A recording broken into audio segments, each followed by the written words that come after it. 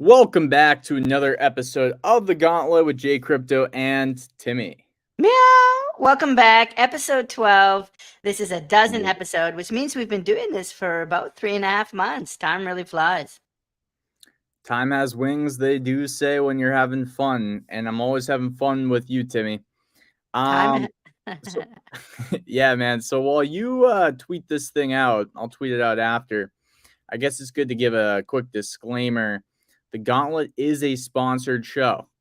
It's not always a sponsored show, but we do have projects here paying us, right? And we're going to give honest reviews. We want everyone that's watching to give constructive feedback to on the projects that we talk about today. Is that fair, Timmy? Is that fair Yeah, to I think say? so. Absolutely. And so we'll have the projects today are all at different stages, but they've mostly all done some mints. And so, I think it'll be interesting to get feedback from the community that can maybe help the projects at their different stages. Love to see you there, CM. Hopefully, you're having an amazing start to your weekend. It's been a pretty eventful week in the crypto space, obviously with UST. Luna going from $140 to less than $1. It's a pretty dramatic. For me, it's my first time kind of going through like a huge crash like that. I joined crypto after the Corona kind of pandemic thing, and so I haven't seen a crash quite like that. Pretty surprising. Have you seen something like that before, Jay? I mean, on a smaller scale, it wasn't like I was there for some of the earlier crashes that you hear Charles kind of mention and say that had happened. I've seen small scale crashes though. I mean, there was what was it? Crypto Blades. I haven't checked in to see if they're doing better now, but yeah, man, this was massive. Like It was massive. this was a gong show, man. This was rough. I'm not gonna lie. And we're It was probably rough. probably gonna have regulatory effects, Yeah. we may see that occur. We also will probably see massive amounts of testing done with things like JED. Not that they weren't testing before, just I think there's a bit of when something like this happens and it's in the same genre, though JED has a massively more conservative reserve like mechanism and ratio.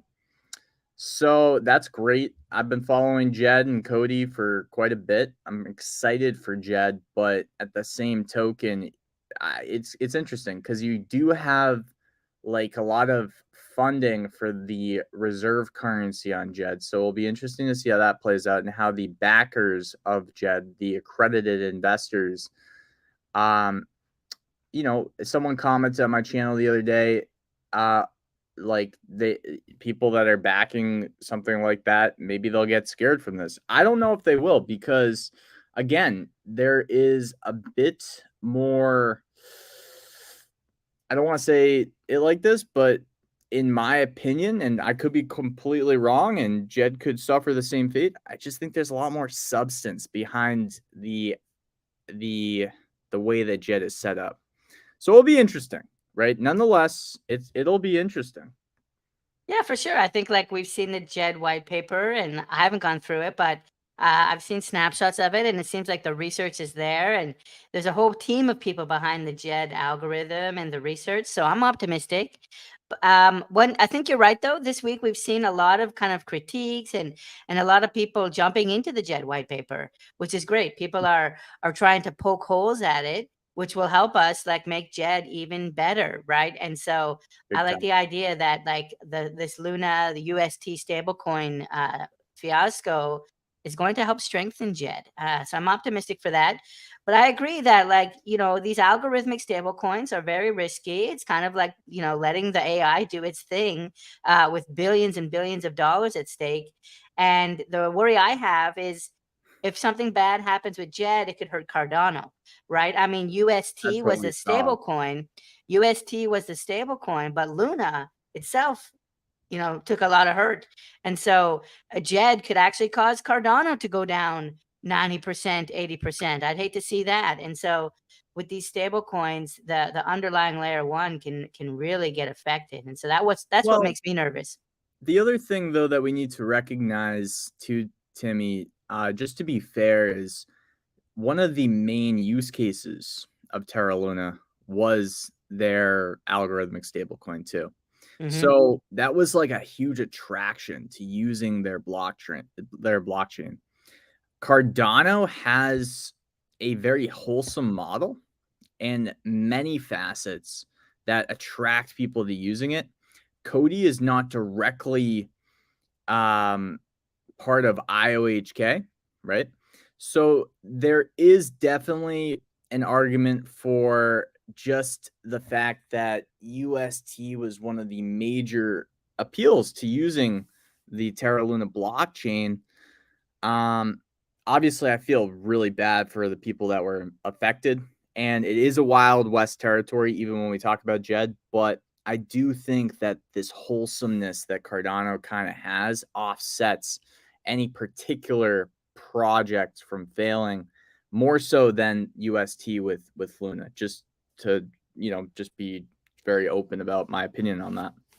Yeah, I think that's a good point. Like Cardano has a lot more besides our stable coin. And so stable coin failure doesn't necessarily mean failure of the layer one in the case of Cardano. And we also have like much more decentralization, and we have much more decentralization in terms of the holders. And so this is the point from Torgier. Other protocols will follow Luna. And these are other protocols that are centralized, right? I know you're a big fan of Soldana, but that's also another one that's really centralized by the No, VCs. I'm uh, just trolling. I don't think you are. yeah. But these ones that have a lot of VC holdings, when they start to bail, they'll bail ahead of retail, and then retailers are stuck holding the bag. And so that's one thing that makes me happy to be with Cardano. I know, man. It's really interesting digging into some podcasts with traditional finance and VC investing myself. It's really interesting to hear how there's certain things like senior shares and traditional stock companies that really protect VCs, and how that kind of stuff is probably portraying itself a little bit maybe down the road or maybe even now. I'm not sure. But basically, senior shares give people that are investing $10 million in a startup the ability to get their capital back first if a startup were to go bankrupt versus the retail invest or the other stockholders. So there's like a tiering system of shares. It's very interesting, but I do think you're right. I think that that can happen. And if there's vesting, obviously, then they're kind of locked in. But what they do own and what they do have as liquid, um, that's where it gets a little bit dicey there. Yeah. You said it. Okay, well, let's talk about our show today and the projects that we're going to be covering. Dude, I'm Uh, so excited. I'm yeah, like, yeah. you already know, Timmy. Like, I'm gonna be covering World of Cardano, and I've been researching it like crazy. So there's a lot there. They've put a lot of research in there. There's two other projects I believe we're also covering, or is there a third? No, there's just two, right? Yeah. There's three other projects. And Oh, so there's after three. World of Cardano, the second story, it's kind of a story about two projects. It's going to be a story about ADA Minions and CardaStation, this really cool Mhm. partnership that they have. And so it's kind of a combined story. And then we've got ADA Ninjaz as our third project today. And we're actually hopefully going to have the team on. Potentially one or two people from the team will be joining us. Before we have them on, we'll talk a little bit about the project, some things that I saw that I like, we'll highlight. And they have an upcoming mint we'll showcase. And then we'll have the team on. And so I think we'll go in the order of ADA Minions, CardaStation up front. Then I'll Mhm. hand off to you, Jay Crypto, for World of Cardano. And then we'll do ADA Ninjas to wrap up the show. That's awesome. I hope the team does come on. Those guys are pioneering anime mixed with NFTs, and I'm a huge anime guy, as we've Yeah. talked about before. So I'm definitely rooting for them. Yep. I think you're right. It's anime and manga and NFTs, but also sound and music. We'll actually talk about how they've created some music tracks, and they have NFTs for some music done with some pretty famous musicians in the Cardano space. And so I look forward to showing people about that. Before you begin, Timmy, let me just apologize because there's a lot of traffic going on where I am right now. So if you guys hear anything, but the other thing I just wanted to mention too is if anybody's in the chat from World of Cardano, I think I saw someone repping Boss Cat Rocket Club saying that they're also here repping World of Cardano. So I love that. Just comment in the comment section which projects you're repping. You know, ADA Ninjaz, World of Cardano, or the Minions have a very strong community. I see Yeah. I see the Minions all over Twitter, and they usually tag me in like 20 things, and we've talked about them before in their Twitter raids. It's really fun to see. But yeah, just hashtag Minions, hashtag CardaStation, hashtag ADA Ninjaz, World of Cardano. That'd be kind of cool to see, and I'm sure the projects, if they're here in the chat, they're probably going to chime in with you guys. 100%. So good if the communities will show up and represent in the live chat.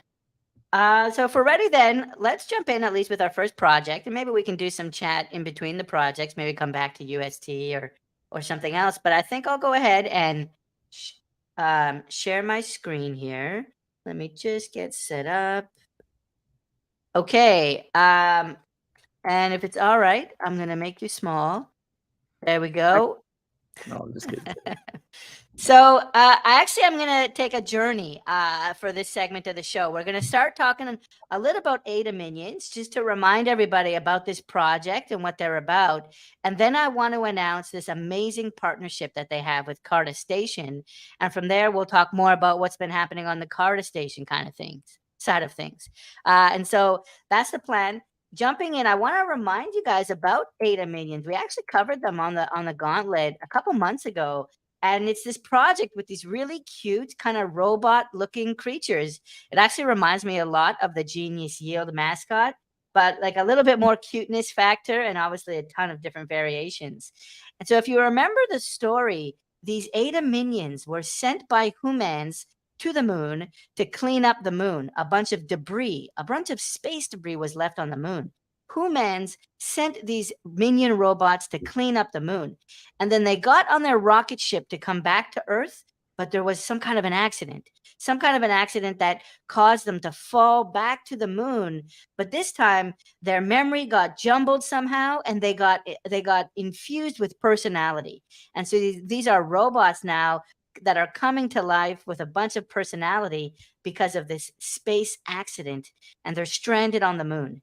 Okay, and so that's the backstory. You can see some of that here, how they were sent by the Cardano Foundation to save the moon, but they had an accident, and now they're living on the moon.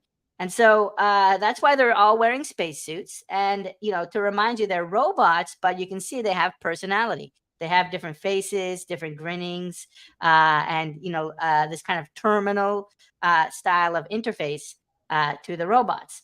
Now, I also want to show you a little bit more of the sneak peeks, and you can see all of this on their website. But what's pretty cool is they've built this kind of gallery viewer here, and they've got animated ones down here. So we didn't show that before, but that was kind of cool, like just to see like the slideshow approach.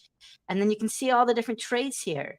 So it's showing you all the different potential faces on their own, which I thought was pretty cool. And then all the different backgrounds. And so you can see all these different pieces come together to form the composite image here.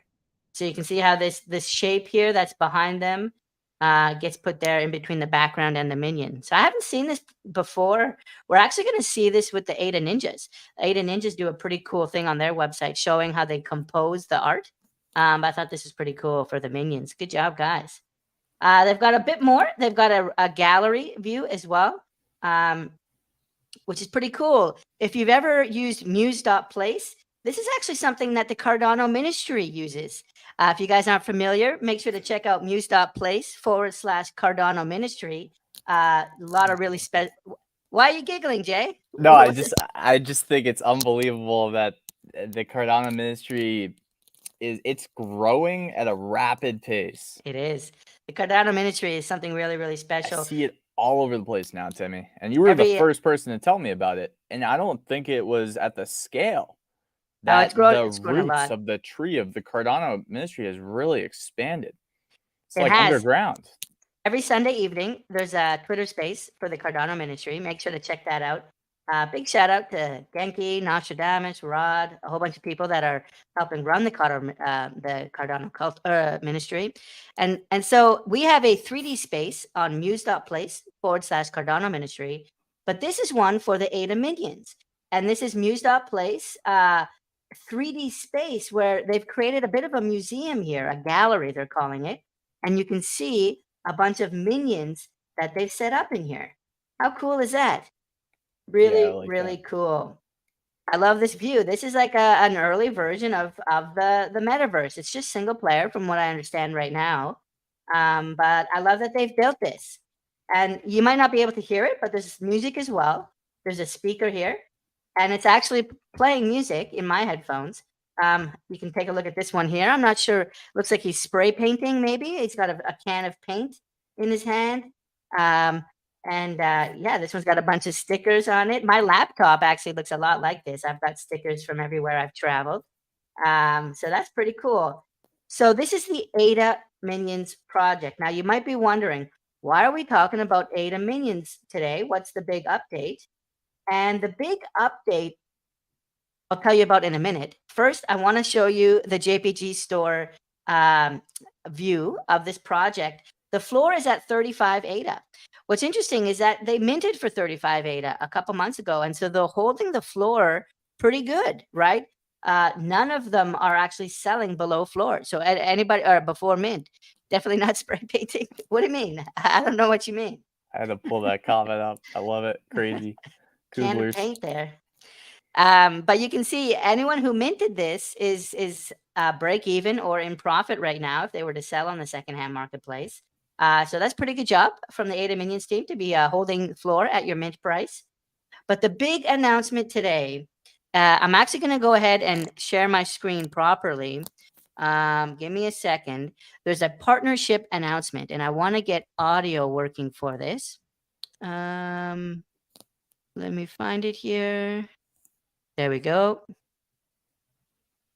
Okay. How does that look? It looks. Did we lose you, J Crypto? Where I don't see you anymore. Oh, there you are. Okay, hold on. Oh, that's interesting. It stopped the share when I do that. Let me try that one more time. Share screen. We can I can see the video player. It's just not playing. Oh, there we go. Yeah, I had to do it this way in order to get the sound. It's a little janky, but hopefully the sound works. Here we go.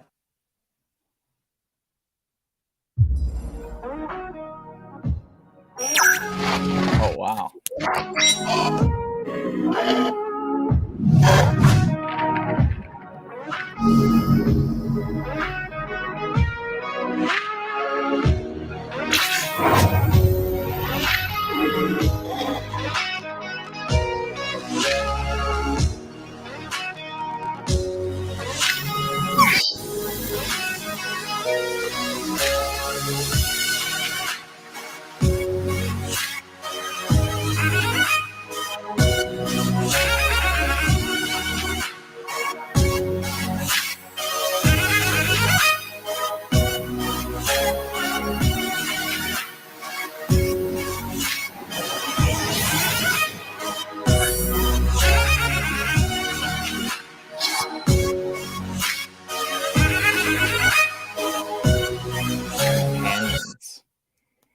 There you go.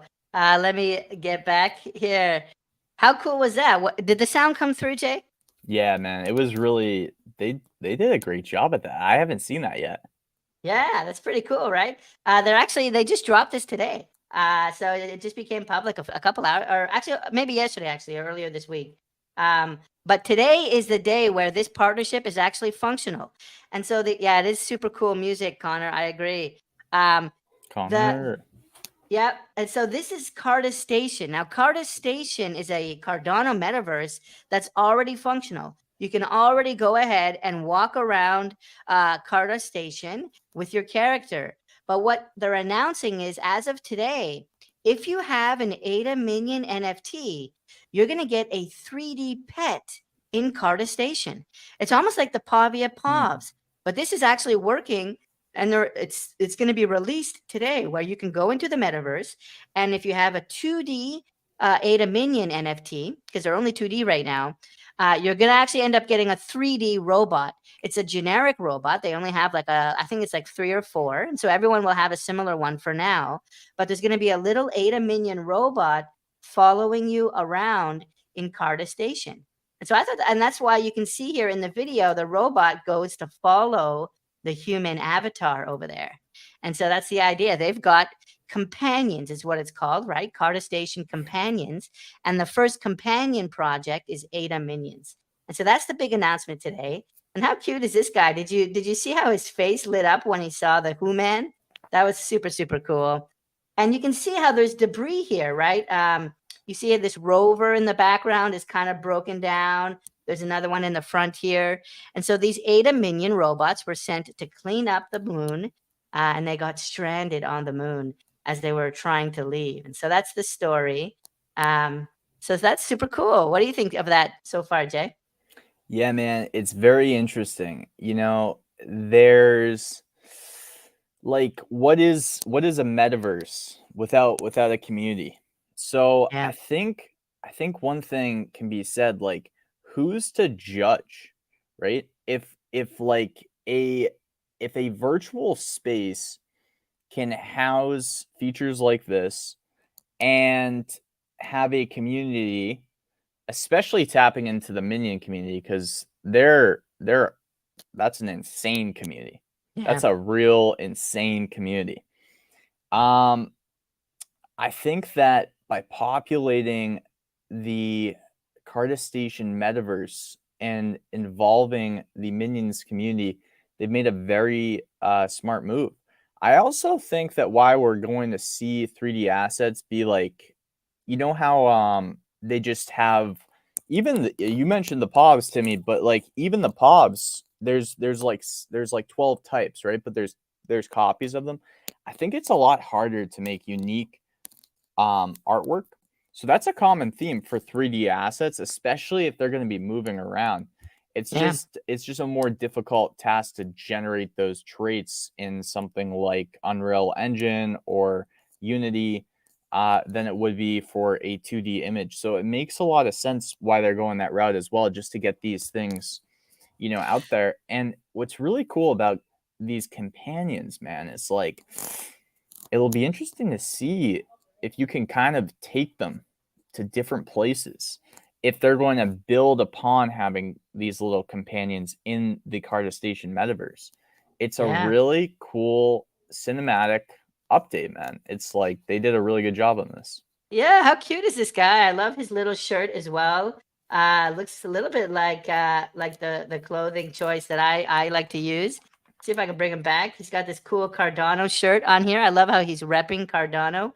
And I want to say that there will be they're starting with like 3 or 4 generic robots, but they're working on a 3D collection right now. And so there's going to be 3D ADA Minions coming out with like, everyone unique. And when that's ready, you're gonna be able to use those unique 3D pets in CardaStation as companions. Oh, wow. Yeah. And so the ADA Minions team is working on that. And so they will all end up being unique. And so that'll be pretty cool.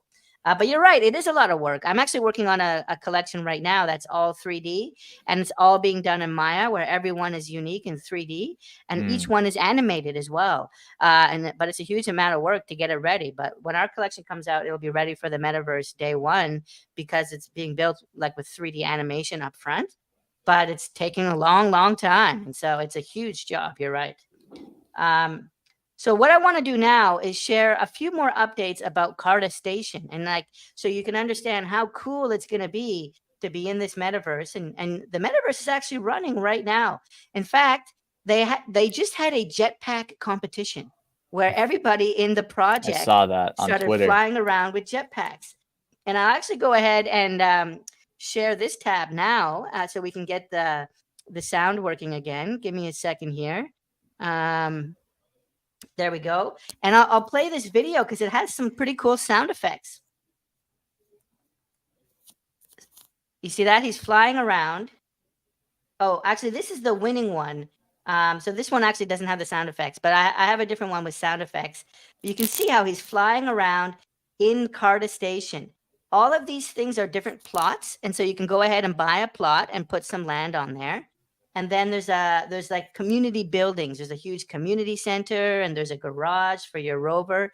They have rovers, they have vehicles already in this metaverse, and then they have these mini games that users are creating. One thing is, you see this jetpack here, J Crypto? Mm-hmm.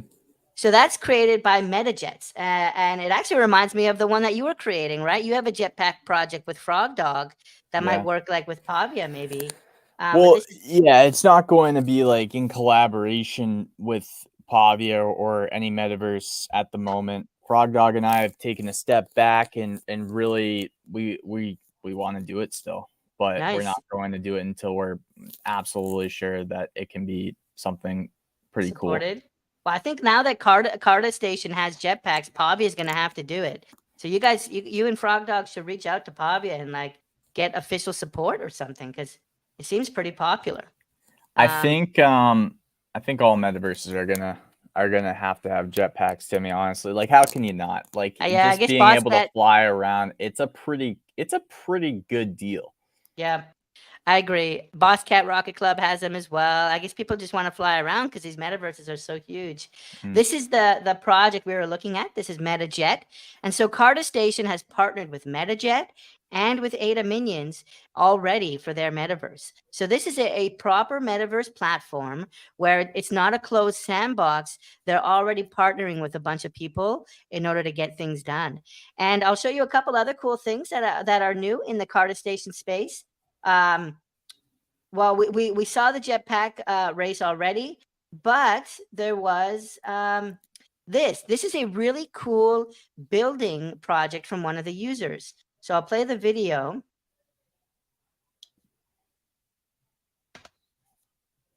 Actually, let's go ahead and turn on the sound on this one as well, because it has some pretty cool like synthwave music. Let me share my screen. Go ahead.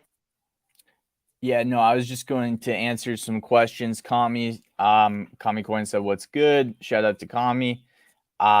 We also have Daza. Shout out to Daza. We have Bruno.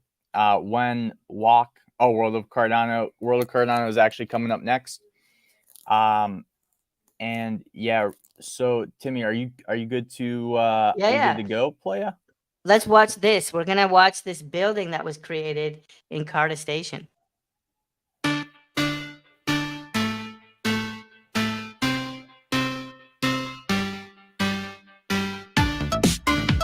The ADA handle support. Yeah.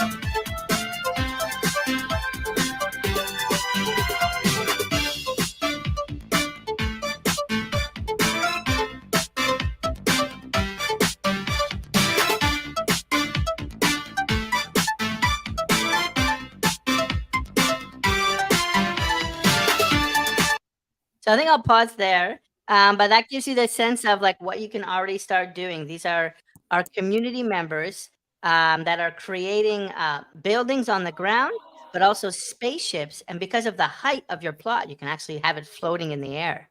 I thought that was pretty cool. You give people the tools and they build, and that's what Carda, it's kind of like nice to see the community really take a hold of this and create that kind of social presence for the underlying project as well. Yep. It'll be fun to see how it evolves over time.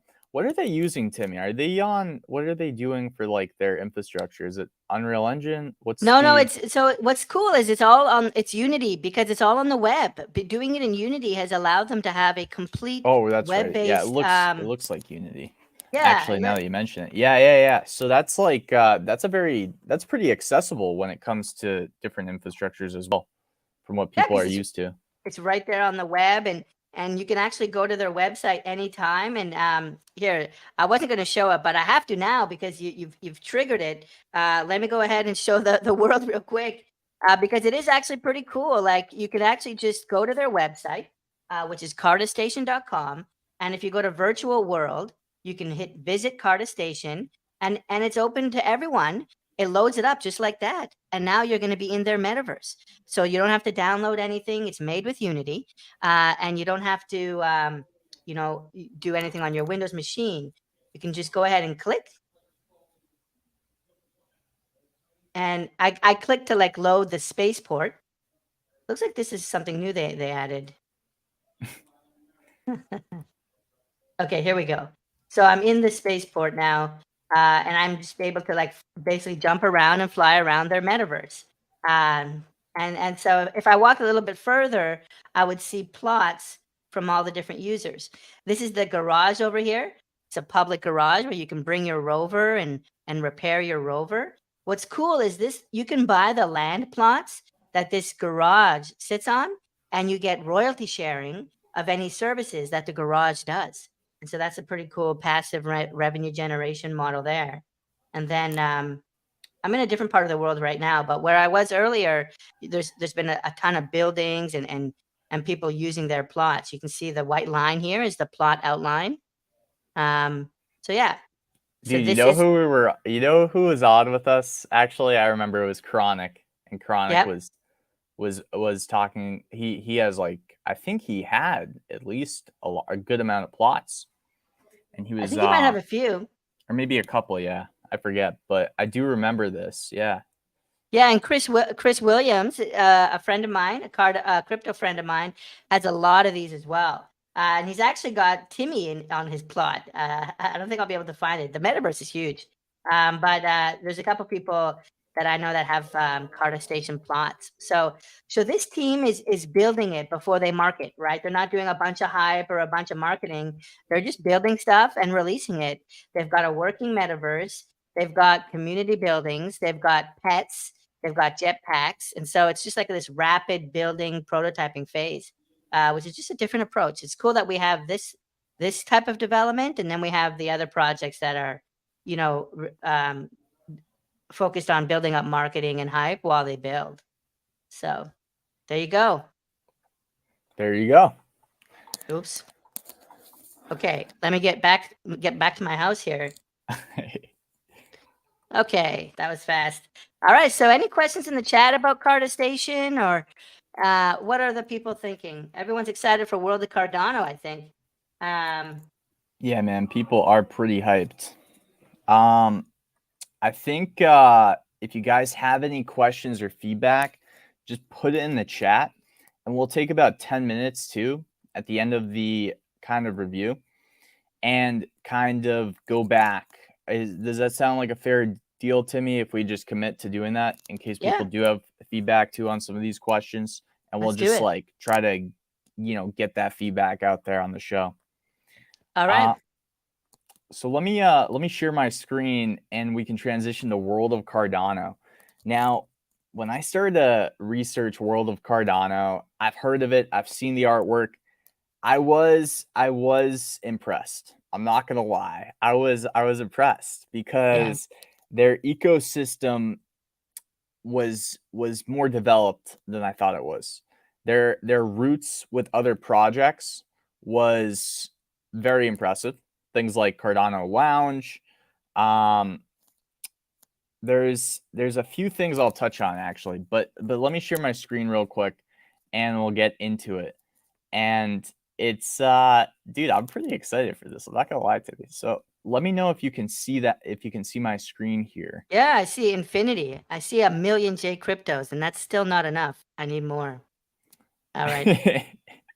So World of Cardano. So right now they have 5,208 followers. What's really cool though is I went all the way back to, I think, like early March in their announcements of their Discord, And there was a time where they were actually eliminating inactive users from their Discord because some inactive users might be there to post links or scam Right. people. So I thought that was kind of a nice thing to see them clean up their community a bit.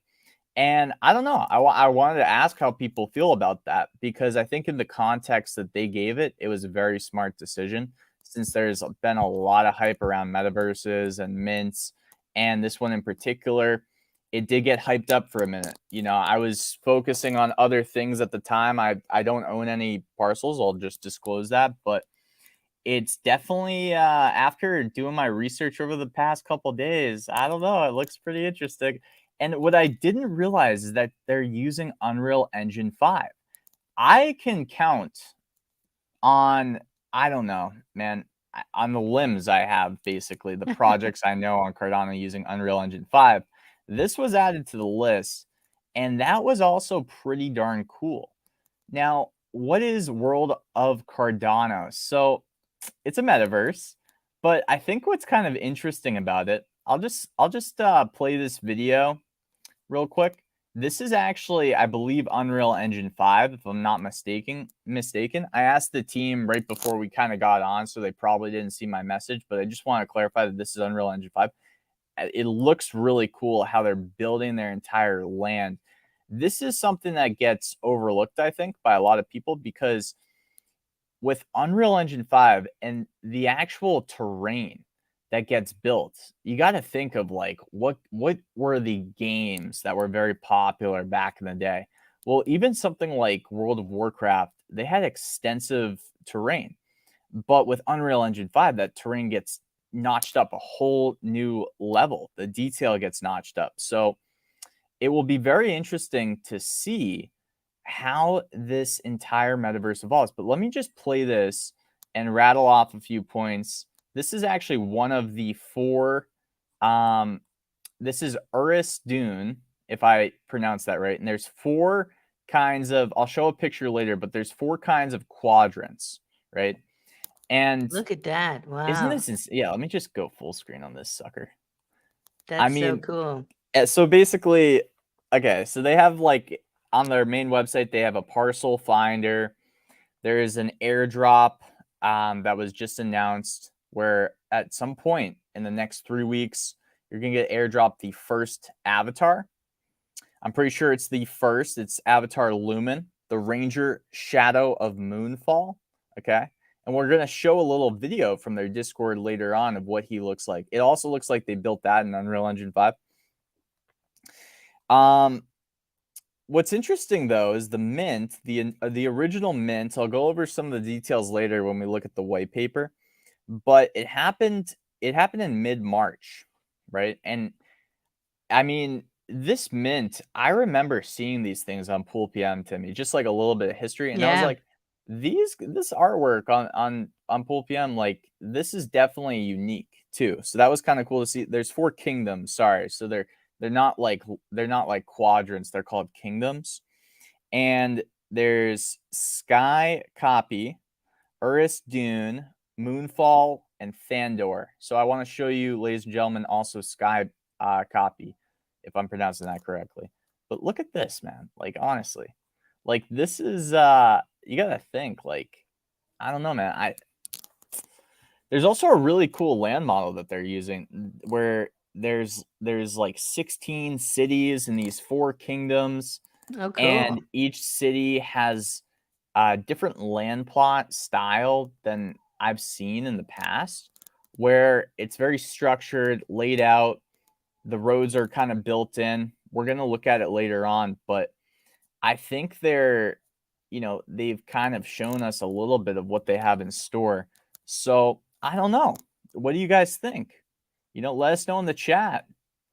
It's definitely and this isn't it. Like there's a lot more coming too. They have like an extensive lore that they keep building out and putting out content on YouTube, which is sick. It's very deep. The character development, the lore development that they've designed, I think will go a long way in terms of community and building, because when you have to have something different, right? You have to have, who talks about this a lot to me is Jarhead. in Yeah. my Metaverse Monday spaces. You have to have something different. You can't just be another metaverse, right? So what's your flavor?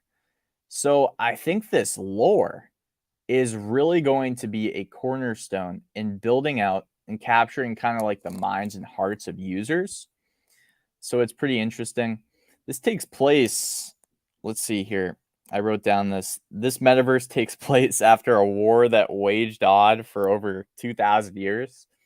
So it's pretty interesting when you get into the nooks and crannies. But let's go on to this announcement here because this is pretty sick, and this might encourage people. Not financial advice. Do what you guys and girls want to do, but this is kind of like a relevant thing. So you have been waiting for so long, but today is the day. So this was May 10th. So this happened 4 days ago. Um, Today we announced the first official World of Cardano airdrop. So let me just make sure here. On a random day in the next 3 weeks, we will screenshot your wallet. So there's still a chance because this was May 10th. So if you have, okay, so let me just get into the details. Every parcel has its own chance to get Loman. And we're going to look at him in a second. He looks pretty fresh. Nice. A Shadow of Moonfall as a free airdrop. He will be airdropped as a CNFT. I wonder what this is going to like look like in pool.pm too, by the way, if it's going to be like a 3D animated thing or if it's just going to be a thing. But this will be your ticket to a fully rigged avatar later on. Answer. That's pretty much the answer. So it's going to kind of unlock that fully rigged avatar, that mesh that you can control, walk around in. There's a max supply of Loman. So that's pretty interesting. Now let's take a look at Loman here. So let me know if this is coming through okay, Timmy. Is that good? Yep. Looks great. All right. Nice cloth simulation there. Yeah. So now you can see he's pretty darn quick. Yeah. He can move. He's got legs. Look at this. Like this is what you want for a Moonfall Shadow Ranger, right? Like, am I Right. mistaken? Or is this Mm-hmm. not what you would want? You want someone that's on the prowl, ready to pounce as a Moonfall Shadow Ranger. You don't want like a turtle. This guy has some bounce to his steps. He's on his toes. You can definitely tell. Now, this was kind of fun. So these are updates. This is the one that you sent me, Timmy, but I think there's like up to 7 chapters now of Yeah. the lore of World of Cardano, where they go through different lores, which is pretty interesting. And I would encourage people, if they get into this community, you might want to just start reading up on these, or I guess listening to these. It is pretty, again, this is like the kind of stuff that a lot of projects are probably missing the boat on, right? They are not thinking about, that flavor, that culture that they can start creating now. Because whether we're in a bear market or whether we're in a mid bear market, whatever people are calling it these days, the truth is this is a building period for a lot of projects. So this is a foundational thing that if they set here, they're going to have some very loyal community members, I think, that know the entire lore, bring on their friends, right? Because we all know that, games are more fun with people that we maybe know than people that we completely don't sometimes. So that's what I think is going to be another funnel for them to kind of onboard more and more people into their community, which is pretty interesting. So let's talk a little bit about the different aspects of World of Cardano, if that's all right with you, Timmy. Timmy, what do you think from what you've seen so far before we get in there? Let me catch a quick breath because, like I said, this project's deep and there's a lot Well, more to go. So let me know what you think. I really liked what you were showing us with the landscape builder tool in Unreal Engine 5. I've played with that quite a bit, and you could see them like painting the height map. That looked really cool. The way they were using like the brushes to increase the height of the 2D height map there, and then I really liked the cloth physics we were seeing on that ranger, like the cape. That looks really good. That's a great point. It's hard to get really good like cloth physics animations done, but I think they executed on that really well. So far, like technically in terms of animation and modeling, it seems like they got the goods. And Timmy, can you explain, like, also, because this is kind of an educational piece that we can add value to the gauntlet. Why is it so difficult for that cloth to get animated? Now, I've played around a little bit with rigging, avatars from Ready Player Me, ported over into something like Mixmo, and you have to put points on the kneecaps, you put points on the elbows, and you kind of classify what those points are. Like, is this a point for the hand? Is it a point for the elbow? With, I think, something like cloth, what you're saying, and correct me if I'm wrong or add to it, you have to put a lot more points because that's something that can move and shake in many different directions. Is that kind of where That's that exactly it. difficulty comes from? That's exactly it. You have to have a ton of points, and the idea is you're calculating collision, and so it's this huge mathematical formula where you have hundreds and hundreds of points on the cloth interacting and intersecting and colliding with a bunch of points on the model, the human, the ranger, and so calculating every time one of those little points on the cloth hits the model, you have to stop it from going like inside the model. Otherwise, you would have clipping. And so it's procedurally very expensive, and it's very tricky to make it look good. Well, maybe you can reach out and get a cape for your 3D avatar Tivi, and I'd love to have get that. one already rigged up for you. I It don't know. reminds me of actually the Seal Society has a super Timmy seal. It looks like Superman, but it's a seal and it has a cape. I'd love to see like a Superman cape maybe in World of Cardano. Maybe Timmy can have a Superman cape. There's actually, if anyone's interested, if you search YouTube, there's a really, really cool Superman Unreal Engine 5 demo, a tech demo of Superman flying through the city. It looks totally amazing. So yeah, there's a lot of good stuff coming. Well, you never know, Timmy, because like I said earlier, this team is all about projects. They've been building like deep connections. I saw mandrills. I know that the Ape Society is involved in their upcoming kind of charity. We're going to be talking about that later. They have some heavy hitter collaborations. I've seen stuff with Intermeta as well. Yep. Yep. And I know Intermeta is trying to be like an interoperability kind of wallet solution for meta assets, right? So they've, I don't, it's really funny because, like I said, I haven't had a chance to dig into like every metaverse on Cardano, but I got to tell you, man, this team has been making some, and community, I should add, because I'm sure, like we all know, Discord mods and people involved in the community also help collaborate, get those partnerships going sometimes. But the founders, this is like, they've done a lot in like not too long of a time, too, I should It's add. impressive. Very impressive. Walk us through it. So I won't talk about the team too much here or the community. The lore, listen, all you need to really know about the lore is there is 7 chapters at least on the lore that you can go and look at on YouTube, and it's extensive. So why don't we get into kind of, I guess, yeah, things like this, right? Let me see if I can zoom out a little bit. There we go. So like I said, there's 4 kingdoms, okay? Sky Copy, Eurus Dune, Thandor, Moonfall. Now, in this infograph, they say that they have a total of 111,000 parcels, okay, which is pretty interesting. And like I said earlier, there's a total of 16 cities kind of divided amongst these kingdoms, right? So that's pretty interesting as well. So that makes around, what, 4 cities per kingdom if we were mathletes in high school, which is pretty interesting. So the city concept, I won't go into too much, but what I really wanted to point out is, like I said earlier, there's kind of this, and there's a nice, I think there's a better infograph that we can look at later, but there's kind of like this nice little structure to where land plots are actually positioned in the cities, right?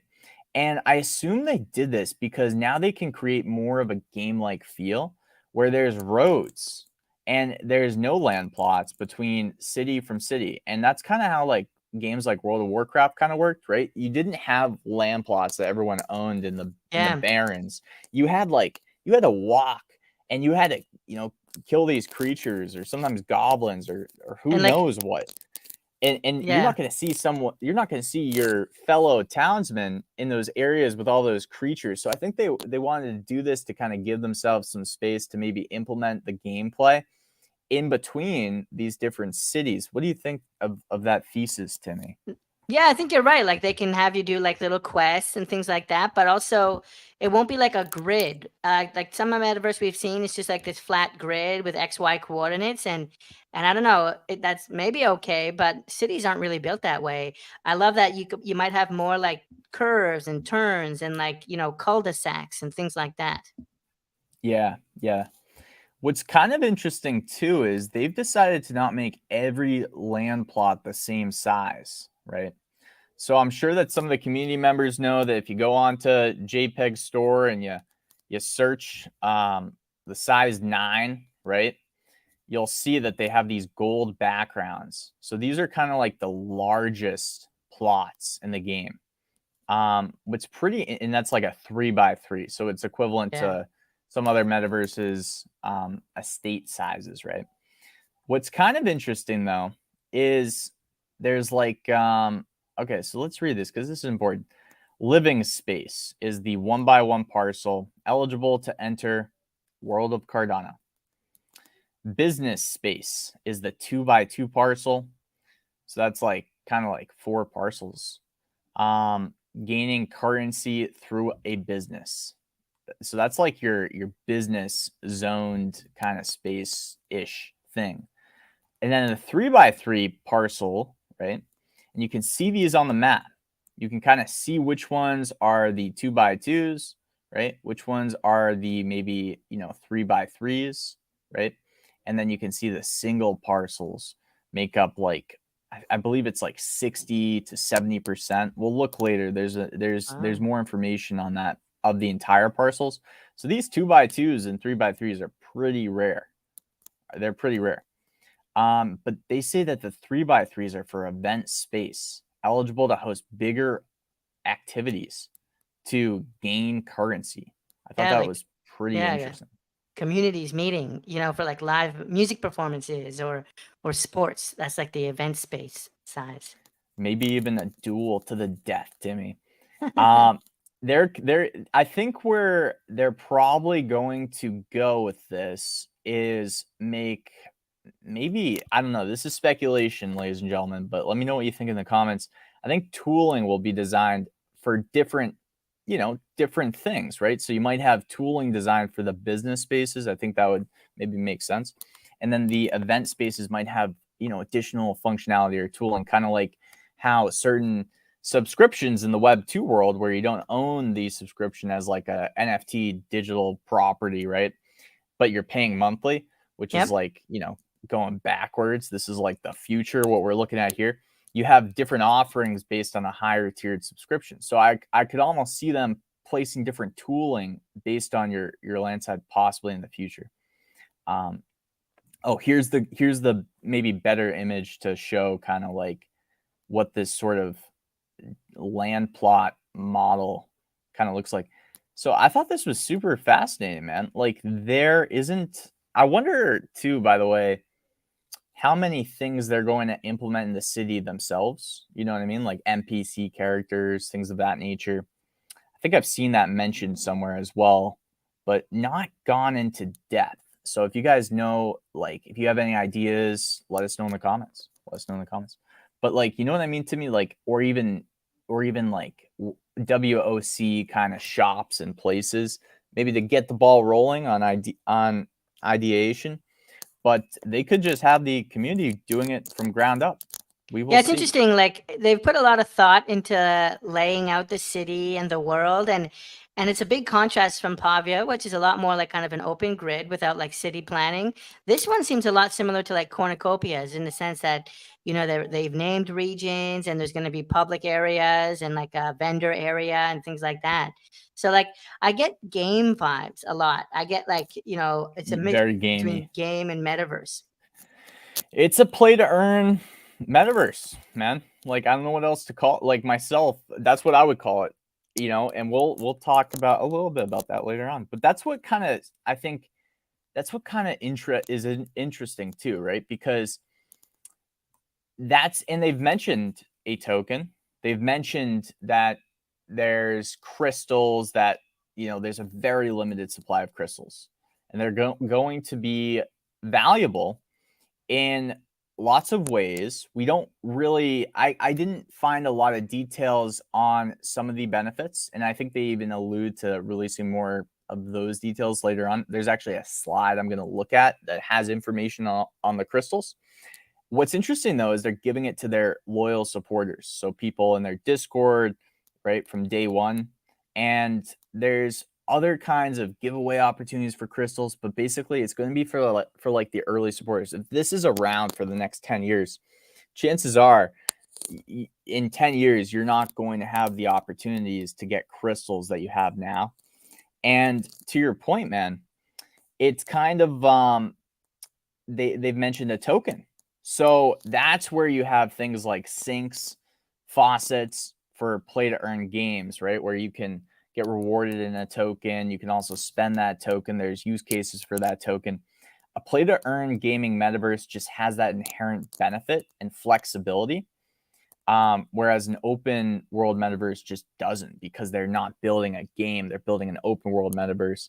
What I think the challenge will be, and I said this last week with ADA Quest, obviously, is of course, there's an economy that's running. So there's different factors, like, when you're dealing with something that has its own economy. We saw UST, for example. I've studied a lot of play to earn games, and that economy thing can be a challenge. But we are starting to see blueprints. Maybe we haven't tested them over, like, what is it, like the Lindy effect? We haven't tested them over a long enough time to really classify any play to earn game economies as like a real blueprint, in my opinion. However, it does have those trade-offs, right? You got the flexibility to do a lot more cool kind of things and reward people, give them incentives to maybe come and use the metaverse and play, and add play to earn. But then you also have the challenge of actually creating an economy. Any thoughts on that, Timmy, before we kind of move on here? I guess before we move on, I can share a little bit of light about the crystals and the utility, if you'd like me to. There is some information about how they can get used. Let me I'll show you where some of this is. Yeah, let me take over for. Well, there's a slide here too. Is that where you were going, or is there a different one? There's a little bit more. The slide is a good starting point, but there's a little bit more actually when you come to their Discord. In their Discord, they have a crystals channel here. And if you go to the crystals channel, this is the best place to find all the info about crystals. And you can see this part here is what's in the slide. This is the percentage distribution of each of the crystals. But then they also break down the different phases. So right now, the crystals are Discord roles. And so to get a crystal, you basically have to participate in their Discord, and you're going to be given a Discord role.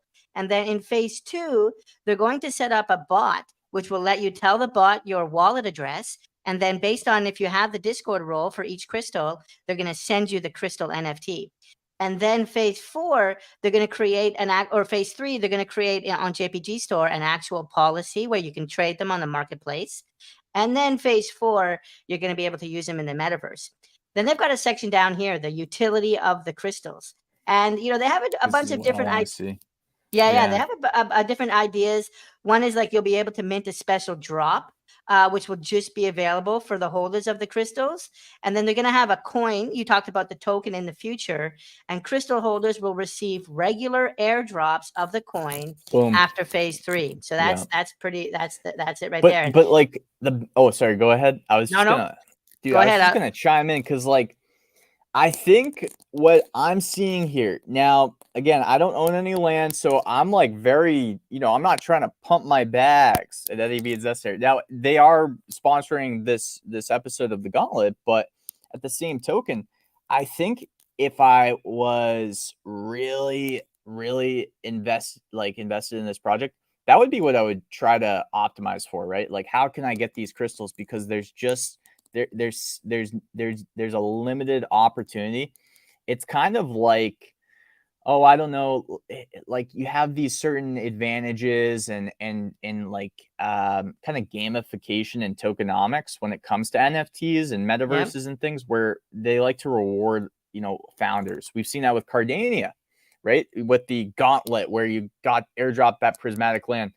Dude, those things were like 30 ADA or something, and Yeah. people were just getting them so cheap. And now prismatic lands, I don't know what they're selling for. I think they're selling for a whole lot though. So like with these play to earn games, sometimes you just see like, wow, no one's really talking about this. It's early enough. Maybe just by being in the Discord actively participating in maybe some of the giveaway opportunities or raffles, it's Yeah. definitely interesting. It's The definitely way an to get interesting opportunity.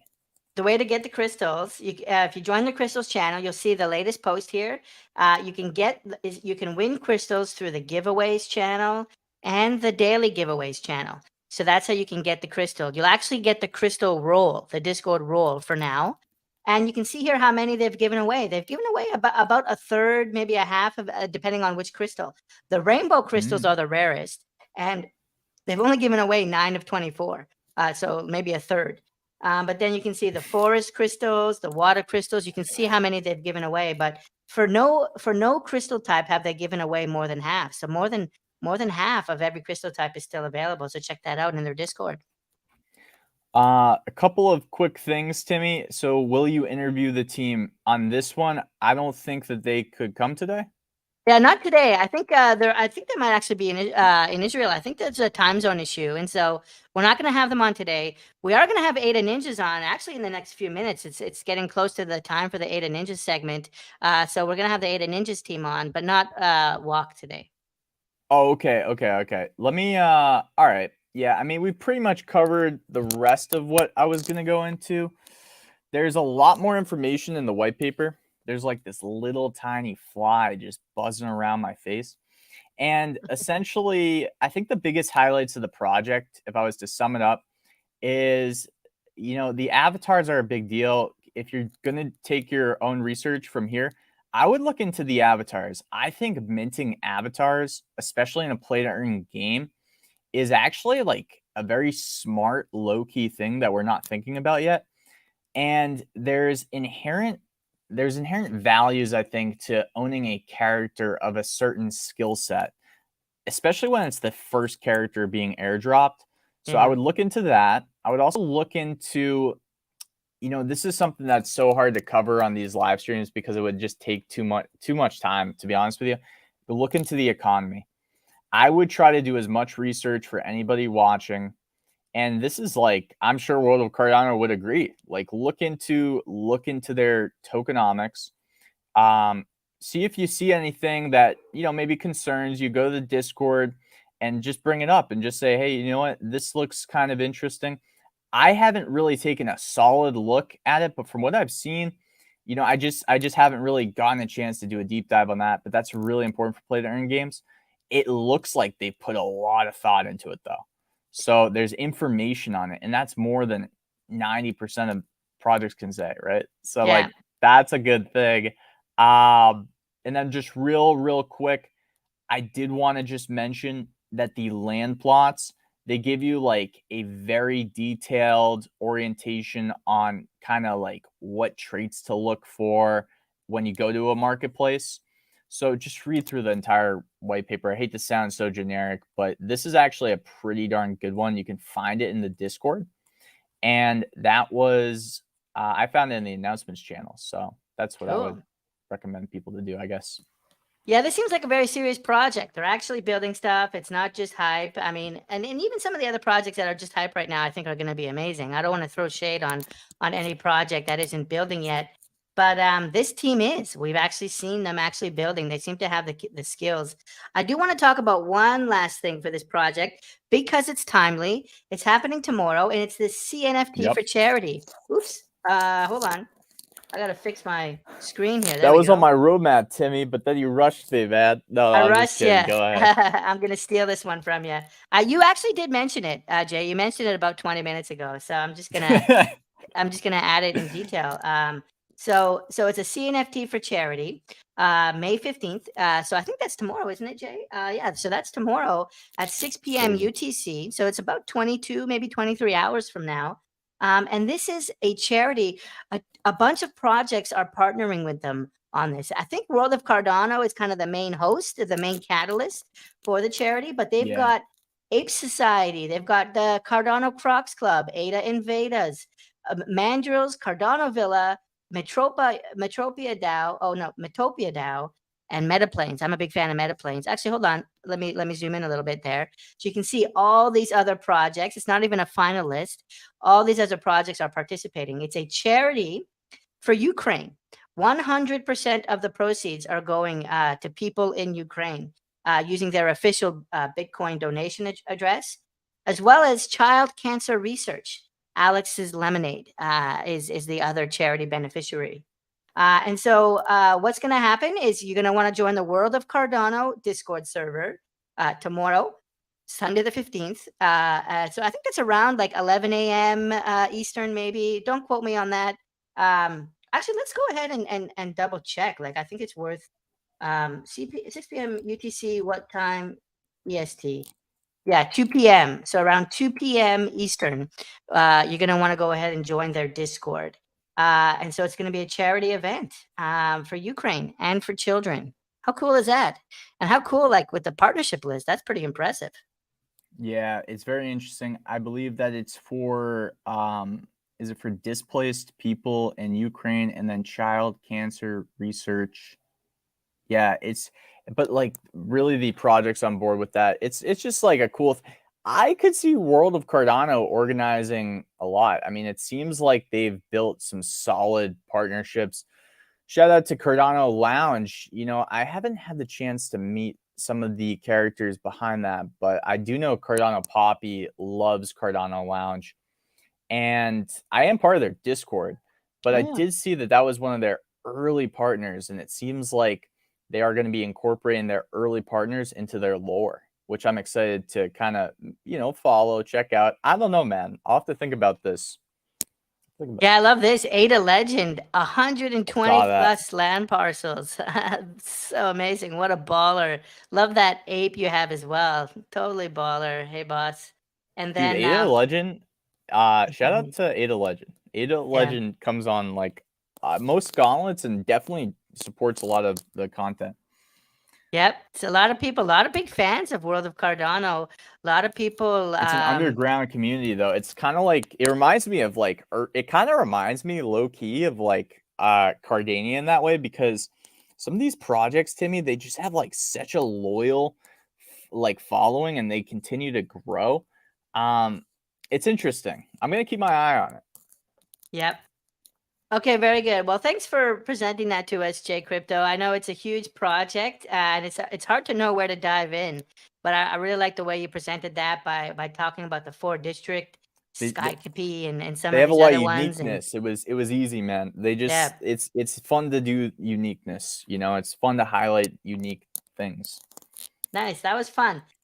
If we're ready, then let's talk a little bit about ADA Ninjaz, and then we're going to have some of the team join us on the live stream in just a few minutes. But I want to help bring everybody just quickly up to speed. There's a lot happening with this project as well, but I want to get some of their socials out, get some of the basics of the project out there so that we can get into some new stuff in the interview. So let me actually share my screen here. Just give me a second.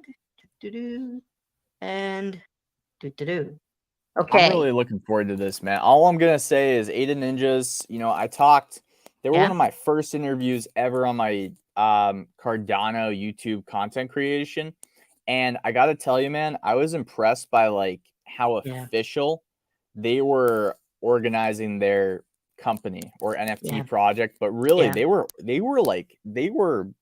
go back. I mean, if you guys want, I mean, it's like 400 episodes ago, but it's not. It's probably like 200. But it's literally they had their T's crossed, their I's dotted. Yep. You know, I love to say that, Timmy. So I'm excited. I'm excited to get kind of like a nice little reunion because I haven't really gotten a chance to talk to them. We've been ships passing in the night just too many times. I love that. Ships passing in the night reminds me of the dark forest from the 3-body problem. Really, really cool. Let's go ahead and jump in. They actually have been around for a while, and you're right, Jay. They're a total professional team. I'm going to actually show you some of their team. But here is ADA Ninjaz. Their Twitter is at ADA Ninjaz. Go ahead and make sure you give them a follow. And you'll see here, they have a pretty beautiful link tree. Actually, like right from the start, I was like, oh, wow, their link tree is actually pretty nice, right? We've seen these link trees that will link to other, the project's Discord or their Twitter. And look at theirs. It's totally baller. They've really put a lot of love into this with the custom background, the matching project colors, even just skinning the buttons. I love these small details. And then they've got all of their socials here. Wow, Look how you can even amazing make this it is. bigger. That's amazing. Oh, I just scrolled in. So, but they got Instagram, they got Spotify. There's actually a Spotify song that they built and a YouTube. But beautiful link tree, just something small, but something I really appreciated. They've got a totally revamped website. So they used to have like a black website, but they've totally revamped it. It's a little bit brighter, a little bit more user friendly. And so I really like what they've done with their website here. And what I want to show you first is if you go to NFTs, there's 3 clans for this project. There's the Aramar clan and the Atsuko clan. And those 2 clans have already been released, but there's a new one called the Daisuke clan. And the Daisuke release is actually coming, I think it's May 26th, May 21st, next Saturday. May 21st, next Saturday, the Daisuke release will be happening. But right now you have these 2 clans. And check this out. When I click the Aramar clan, I can scroll down and it shows me how it's built, right? And you see here, I just have the background, and on the right, it talks about the background. There's 20 unique assets, there's sun circle, clouds, and then as I scroll down, check this out.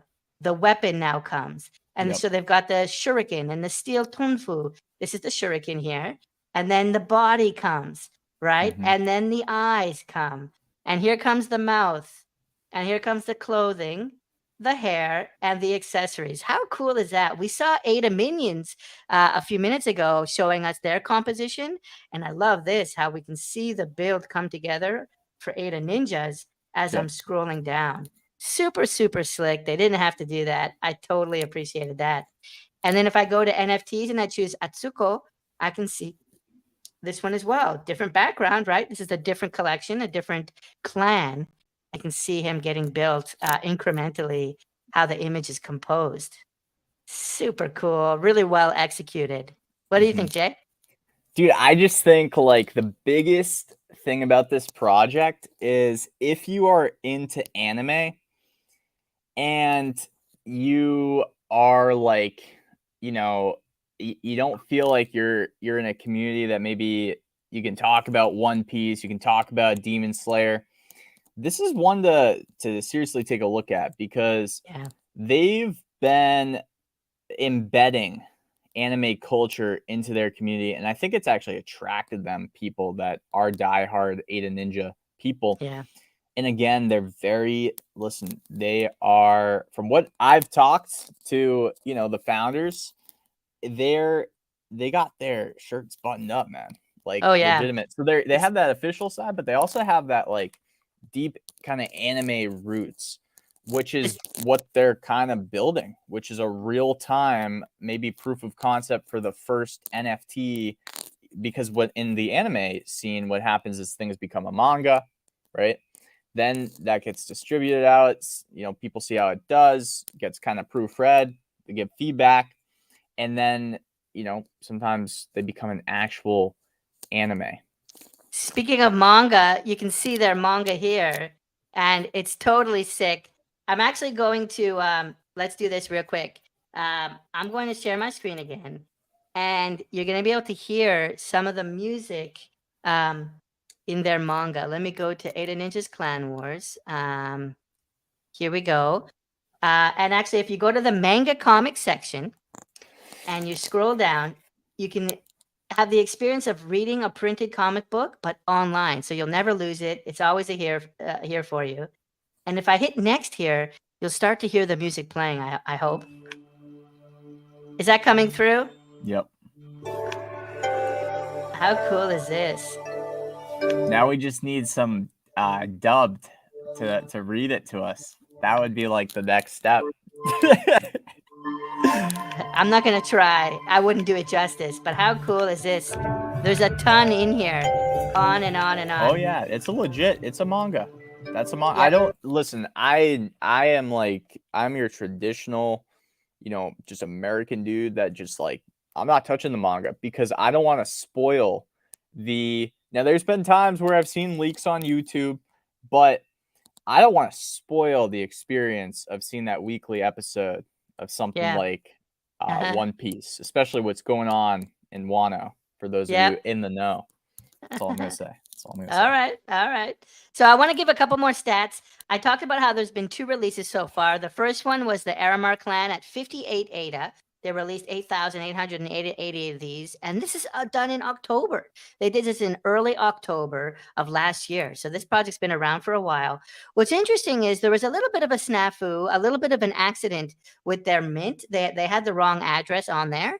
And so some people ended up sending money to the wrong wallet, but the project rewarded them with a new bonus collection called the Forgotten Series. And so this is the Aramar release that people who sent to the proper address got. And how sick do these look? Totally unique, totally off the chain.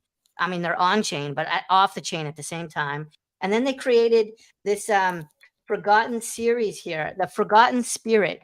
And so this was released to people who accidentally sent ADA to the wrong address. And what this is it's a map of their world, a map of the world fragmented into different pieces. We talk about fragmented and fractionalized NFT. Well, this is a take on fractionalized NFT. It's a fragment of the map. And so when you take all these together, it's the map of like this island, this moon-shaped island facing out to the east next to the city of Asahi.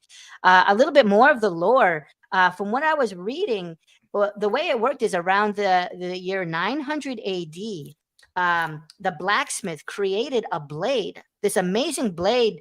And I think the name of it was created with a really rare material called Hoskinanium.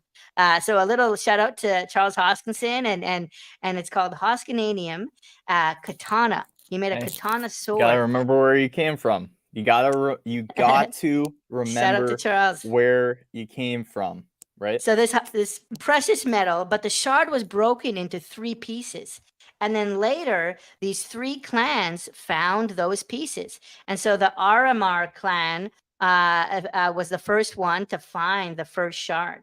And so the Aramar are called the Guardians, and they're kind of like the technological clan. They do AI, they do economics, and they're kind of like a source for financial and political power. But then the Daisuke clan, which is not released yet, but the Daisuke clan was the second clan to find one of these precious Hoskinanium shards. And they're the nomads. They believe in nature and human rights, but they mean business. They want to protect Nomads are, you don't want to mess with a nomad, man. You do said not it. want to mess with a nomad. They You don't know wanna how mess- they're independent. They can you don't fend wanna for themselves. You don't want to mess with the Daisuke clan. They are actually called terrorists. Some people call them borderline terrorists. Like, how we have Greenpeace and we have, yeah, now you're surprised. I'm serious. They're like a borderline terrorist organization because they care about nature that much, and they mean business. And yep. And I actually want to show you a little bit of sneak peek, because this is the collection that's getting released next Saturday, May 21st. And you can see the Daisuke sneak peek here. If you go to the Discord, you'll actually hear the music. I can't share the music right now in Discord. I'm just not set up. But if I play this, you'll see the animation there. Super cool there. The background animated as part of this sneak peek. Here's another Daisuke. Okay. Here's another Daisuke here. That one is dope. Yeah. That one is pretty sick. It's kind of, man, this is evolving. He's got something in his hand there too, right? How cool is that? And then here's another Daisuke clan. I do not want to mess with her. These swords almost look like syringes, don't they? So cool. So yeah, man. Yeah, absolutely. Here's another one. This is kind of nature background, right? So you can see that theme. So this is the Daisuke. They're the nomads, and they mean business. And then the last one is the Atsuko clan. And so this is I believe, the third clan that found a blade, a shard of the katana, and they're called the Outlaws. And so they're the underbelly of the world, the underbelly of Ninava. And so you gotta have an antagonist. You have to. You Yeah. need to have the grinders. Yeah. You said it. So Aramar clan, Daisuke clan, Atsuko clan. But I want to show you just a couple more things, and then we'll have the team on. I know everyone's excited to meet the team. They're coming on in a second. But I want to show you a couple other collections, if I can. Did you have something first, Jay? Yeah, I just want to clarify too, because I think there was something else I wanted to say on the manga that's really Yeah. important. Though I'm not a big manga fan, there are manga fans out So there. is this is an embarrassing question because you're an anime fan. Is anime different than manga, or I like can it's like hold my own in a deep anime conversation on any of like the big four or even maybe top 10 animes it's the ever. idea that anime is like the like animation, like TV and video, and then manga is like the printed paper? Is that the difference? Yeah, but like I wouldn't call like a Disney movie an anime. I Right, would I right, wouldn't right. I wouldn't I wouldn't, I'd put it in a different cat. I still like Disney movies. I mean, like who doesn't? They make you feel like the world's all sunshine and rainbows. But I think there's certain animes that I've just found very motivational and inspirational, and the character development is insane. Um, so yeah, there's a lot of people that like anime of all different backgrounds, ages. It's a big community, and Yeah. people. There's a huge manga community too. I The really love Yeah. Oh, sorry, go ahead. No, I was just gonna say, like this industry, it is primed with growth.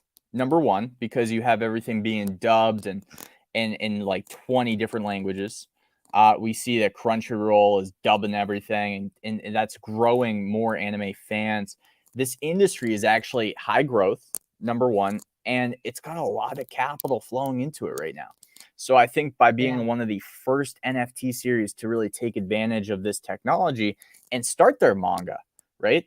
And they're involving their community into it, right? Because they're getting feedback, ideas. They're literally able to test their manga, see how other anime fans that use manga like their manga. And then they implement that feedback in the next page in their series, right? It's just one of the, I guess, really unique projects we have here on Cardano. And I think that we might look back at this and say, dude, that was a perfect execution of IP of an IP social NFT project potentially. I, Not I financial advice. agree. I have no idea. I don't have a crystal ball, but it seems like a very very smart execution, and they're pulling it off. I agree 100%. Let me show you just quickly a few more of the releases that they did.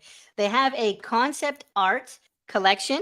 And what this is, it's showing like the concept art kind of behind the scenes of how they were building their collection.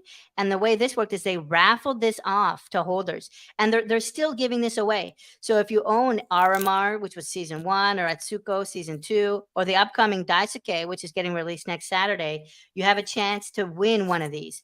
But even if you hold one of the Forgotten Spirit map ones that I showed you, you also have a chance of winning one of the concept art collection.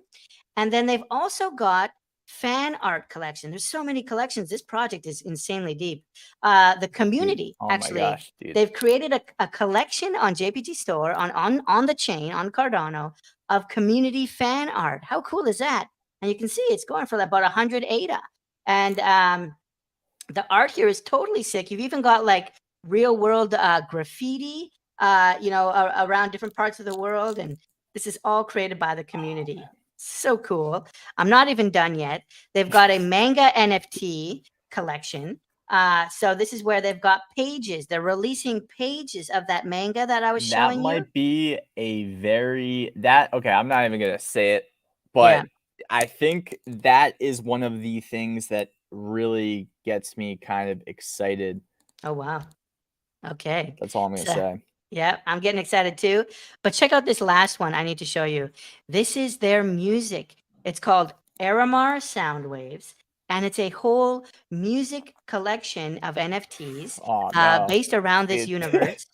And dude, and dude. so Oh man, and bro, so this there's is like owning the soundtrack of one of the top 10 animes. yeah, one Like, of my favorite animes is this one here. Rurouni Kenshin. I don't know if you know Yep. this one. I watched this a Samurai. long I time know it. ago. Very, Wicked, very wicked. cool. He's like friendly and stuff. You think he's soft, and then he just like pulls out his sword and he's a master. He's like the You got best. it. You got it. He's so Yeah. bad at. See? Yeah, and that has a cool soundtrack. But I was listening to some of this sound here, and it's Oh like man. right up there. It's totally good. There's different tiers to this collection. There's the Cubs, which you're looking at here, but then they've got Billy Martin, who's an epic, legendary creator in the Cardano space. Katie Bell and Iago. These are 10 of 10s. There's only 10 of these, and you can see their music on here. And if you go through and you listen to it, there's actually sound on here. Dude, so So let me just answer some questions here. So okay. all manga is anime, but not all anime is manga. I would actually almost reverse that and say like, usually animes actually start out as a manga. That's like the process. So what ADA Ninjaz is doing is actually the normal process, right? You want to make the conceptual idea. That's why a lot of the mangas are way ahead of the animes when you look at the episodes. Like for example, one of the most explosive animes of this year is One Piece. Now One Piece has like 1,000 freaking manga pages, but they have like roughly, I don't know, 800, 700 actual anime episodes. So the actual manga in terms of chapters is way above. So if you read the manga, you would actually pass the most current episode. And that's usually what happens. It usually starts as a manga and then something like there's a few things that could happen. Someone could buy or invest in you to make the actual anime. I'm not sure what they're going to do. I think they just want to grow it super organically, take advantage of the NFT tech and see what opportunities might come to them. I think I remember them saying that when I asked them, "Hey, what would you guys do if Crunchyroll approached you because you're an NFT collection, right?" And at Crunchyroll does do things where they either create originals or buy IP from other mangas. This is a huge streaming service. It's kind of like the Netflix of anime. Well, But speaking of better. streaming services, Sorry. you guys might know Spotify, and they've actually got a track on Spotify. It's called Another Day, Another Night, and this is an actual track as part of the ADA Ninjaz project.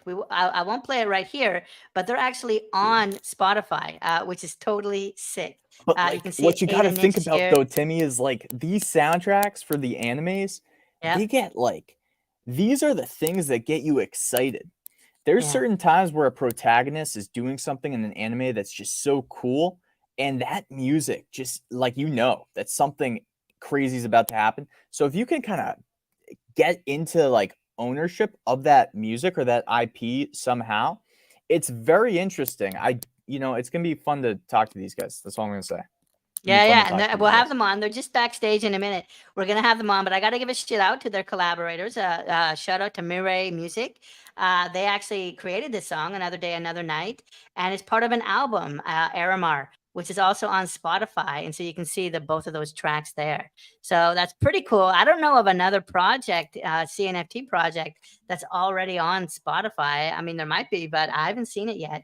So big shout out to these guys. Really, really How awesome many? job. Oh wow, is that the views right there? Is that 46,000? Plays, I think, yeah, 107,000 plays. That will be fun to watch. That will be Yeah, fun to watch that it's totally metric. wicked by Billy Martin, Iago, and I don't want to miss her name, but there was also shoot, there it is, Katie Bell. Okay, well the team is here. Let's go ahead and bring them in. I'm going to add them to the stage and welcome Zushan. How you doing, Zushan? Thanks for joining us. Welcome to the Gauntlet, Zushan. Oh, we're having trouble hearing you, Zushan. Is Is it? maybe Let's see if he's muted. maybe AirPods or something might not be set up? I actually never have talked. Well, he's setting up. I've never talked to Zushan, so this is gonna be kind of cool. I've talked to Tommy before, but I haven't had the chance to interact with Zushan. Obviously an awesome hat. Yep. Oh, Rocking there we the go. ADA Ninjaz cap. We can hear you Respect. now. And Repping do we the have your merch. name right? Is that right, Zushan? I want to make sure we're pronouncing it correct. Yes. Okay, you good. do. Okay, awesome. Well, how are you doing today? How's your day been going? And what time is it there? Is it late or not too bad? Yeah, it's 5:30 in the morning. I just woke up for this.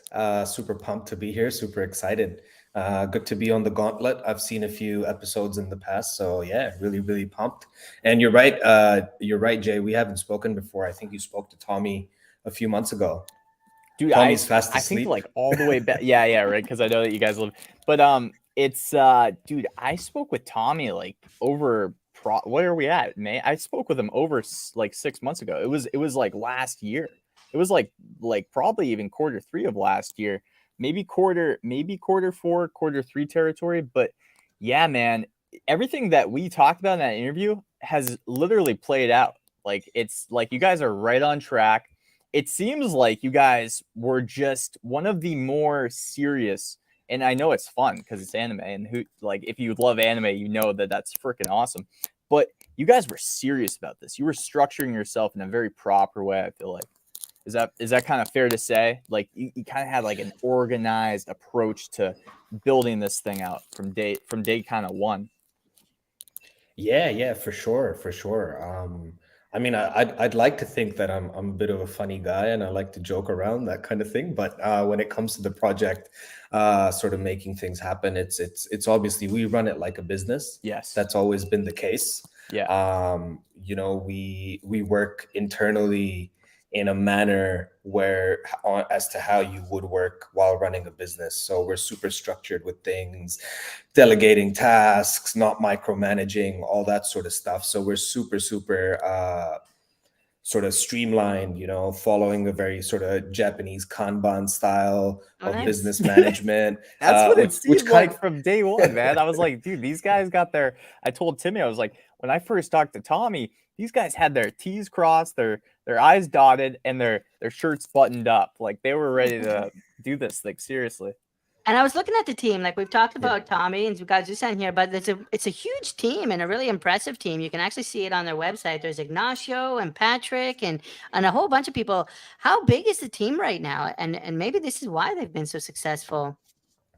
Yeah, it's an interesting one, right? We're significantly different from a lot of other projects. I think if you outside of perhaps the metaverse side of things, you don't really find teams the size, like sort of the size that we have. And the reason for that is, yes, the manga and the lore and the IP. So, you know, we've got 3 writers, 3 manga illustrators, and then our chief creative officer, Ignacio. So that alone, just that side of things is 7 people.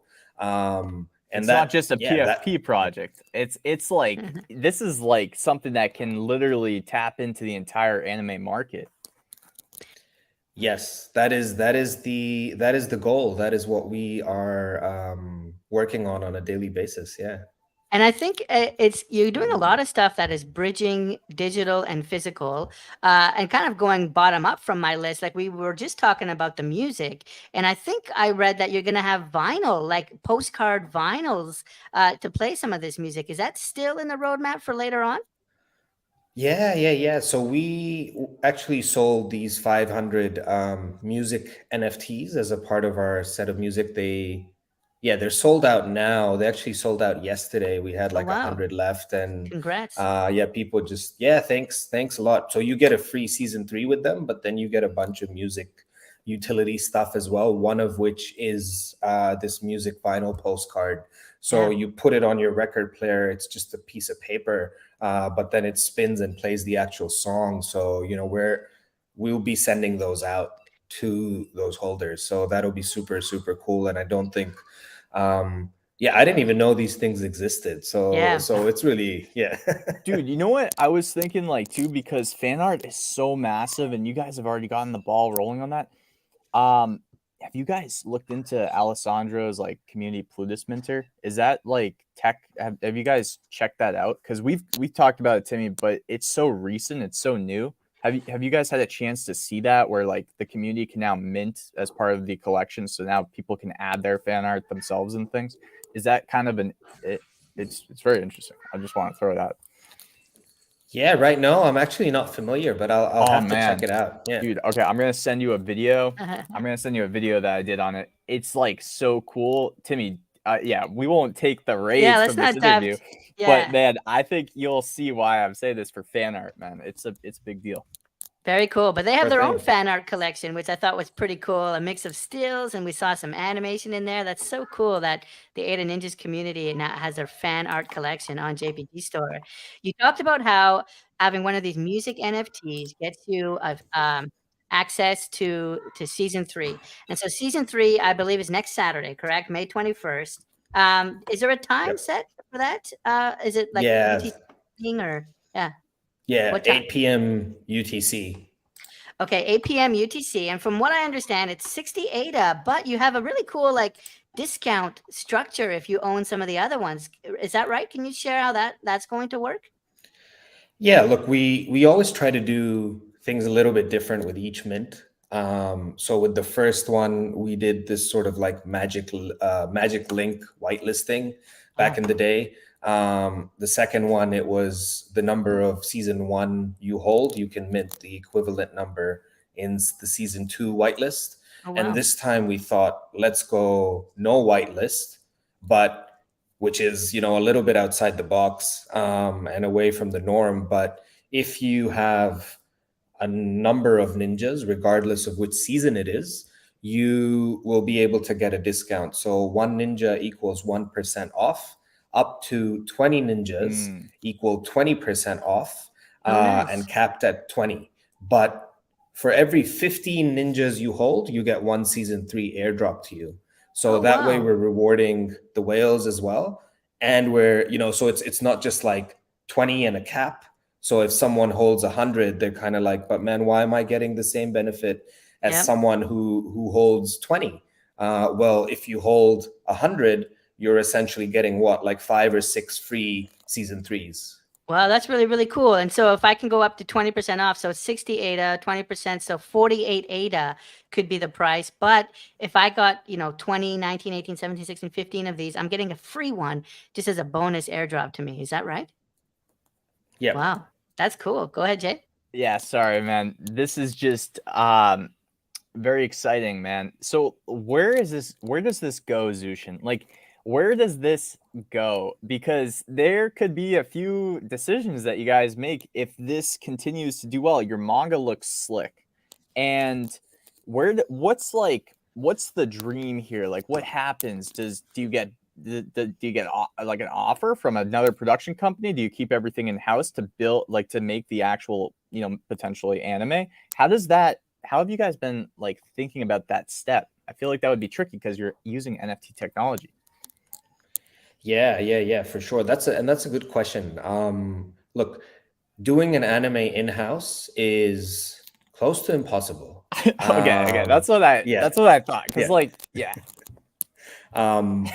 for those of you who don't know, a minute of traditional Japanese anime, 1 minute costs about, I would say about $100,000 to make. Wow. Yeah. So a 22-minute episode, you're talking about $2 million, right. So when you often watch anime, you also see that sometimes they bring in like 3D backgrounds and stuff of that sort, and that's to cut costs, right? Because if you're doing everything hand-drawn, then moving it into digital, adding to it, and then you're going into all the process, that's a lot of money. So we are in conversations with productions, animation studios at the moment. Yeah. And we are talking about, because we've built with our community hundreds of pages of lore and story and IP. And very honestly, when you go to a streaming service or you go to a production studio and you talk to them, unfortunately, they don't care if the community has made it. They don't care if you've raised money with NFTs. They don't care about this stuff. They're just like, whoa, you've already got this much story and you've already got people who like it. So you've tested it in a small environment. Exactly. So that's awesome. That's what they're interested in. Yeah. That's like the thing that most people don't have. But with NFTs, you can do that. And you could almost keep doing it as well. Like, you could almost make more and test more. And how does the community, though, in that model where you really kind of need to, you know, play nice with a production house. How does the community like either retain IP or value in that kind of next evolution? I've always been super curious about that. How do you think? Because no one's done it really, right? It's like a brand new freaking thing. It's a really interesting one, and I think at the moment we're not placed to be able to share that IP, just legally speaking. Right. But that's something that we're looking into and talking to with lawyers. Yeah. And you know, when it becomes available, you know, you're holding on to these manga panels. If you know, you guys were talking about the music earlier. If you go see the second song that we did, not on Spotify, but on like iTunes and Tidal and stuff, a bunch of community members are credited on the track because they helped us write it. So, you know, one day when we have like an equivalent streaming service on Cardano, then it's very, very easy to put into put into it that the community, these are the people and these are their wallet addresses and they've been a part of the song, so they have an ever returning royalty from that as well. And that's something very easy to do. So you I think saw that like in the white. Go ahead.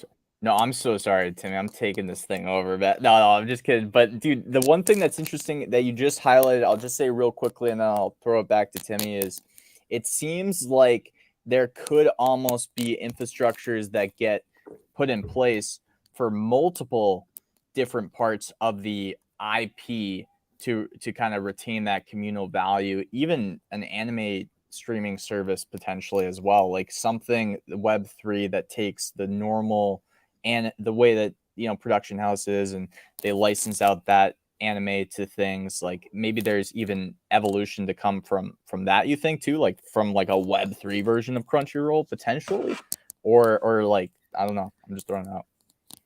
Yeah, look, I mean, that would be the ideal, but of course we're nowhere close to it at the moment, right?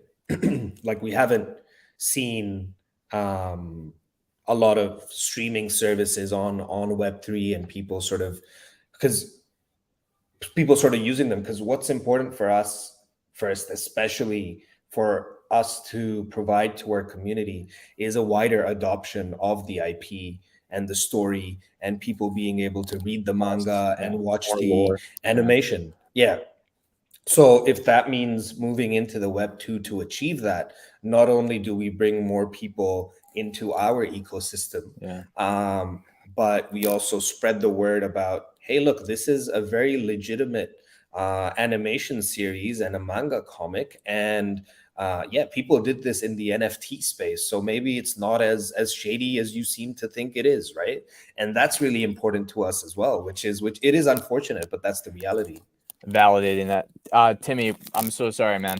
You're asking good questions. I think like you've already covered a lot of ground, and like I was reading the white paper about how the community is actually helping to drive the music. There's governance, and the community is voting on like things like music beats and instruments. And I think even I read that the community's voices might even appear in some of the music tracks. And so it's totally collaborative about how they're actually building the music with the community. And then we've been talking a lot about IP over the last few minutes, and I read that like the ADA Ninjaz projects, they own the ADA Ninjaz IP, but we own our ADA Ninja. And so it's commercial rights, I think is what I saw, like the commercial IP where I could use my ADA Ninja to, you know, open a fast food restaurant, right? Which is the popular case. But I don't own the ADA Ninjaz project itself, but that's still super cool. Yeah, that's essentially what we've sort of gone down at the moment. And that's, I think, what we can do at the moment from a legal perspective. Where we're at, like it just exactly. It's so early. You guys are so early, man. Like to really focus on the IP side of NFTs while people were making tacos with, you know, footballs up there, you know where. It's like, or whatever, you know, I don't know. I use that because Gary Vee says that a lot, but I've never seen that particular NFT. But yeah, man, what you guys have done is it's really mature, I think. And you started out really early, and in the community, you've seen that it kind of works, which is the biggest thing that these production houses look for, like you mentioned. It's cool, man. It's an interesting balance. It's an interesting balance because on the one hand, yeah, we've got all this long-term stuff set up, right? And we know what we want to achieve, what we're working towards, and going down that path. But on the flip side, about 90 to 95% of the market doesn't care about 2 months later, let alone 2 weeks. They care about tomorrow, right? So that was one of the challenges that we had to figure out. And that's why we have announced the release of the Ninjaz token. And that's going to tie in with a big announcement that we have on the 16th of May, which is the use case of the token. And you know, that will essentially, so again, on this token front, we've been having conversations about a token since December. Why didn't we do it first thing? You know, we looked at relocating the business, right? So we thought, okay, being in Australia, it's super tough. Let's go maybe to Estonia. But then the war happened. And obviously Estonia borders with Russia. Everyone sort of said, yo, hold on. Yeah. The second place was Dubai. I've lived about 18 years in Dubai. I grew up there. And with Dubai, tomorrow you may not know what happens and everything changes. So we were just a little bit like, okay, let's not do that. And the third option for us was Switzerland, which is, you know, you're paying like 50 to 100K to set up a business there, but everything is good. So it's a lot of money. So we said, let's try to see what we can do in Australia a bit more. Yeah. And now we're at a place where we know that we can launch a token. So we said, okay, that was the first thing. Second thing was we didn't want the token to be about, oh, you know, you can go and buy our merch on our website from the token, or you can just update how your NFT looks with the token, or buy something on Discord, like a cool perk or whatever. We needed it to have a proper use case. And that's what we are focusing on for the short term. But it also integrates into our evolution as a larger multimedia business, and adds another facet, or rather layer, of what we can provide as a multimedia entertainment business. So that's coming very, very soon. And that bridges away from us just focusing on the content creation, lore creation side of things, and gives a lot more exciting stuff into the hands of the community and Ninjaz holders and so on. It sounds like you also are focusing on extending your runway. Me and Timmy talk about this, or we just did a little bit. Right now, we're kind of in a weird place economically. You guys have done something so incredibly early, and we just want to see you here in 2 to 3 years, because like that's like part of it too, right? You almost like validate the thesis by just staying in business sometimes too.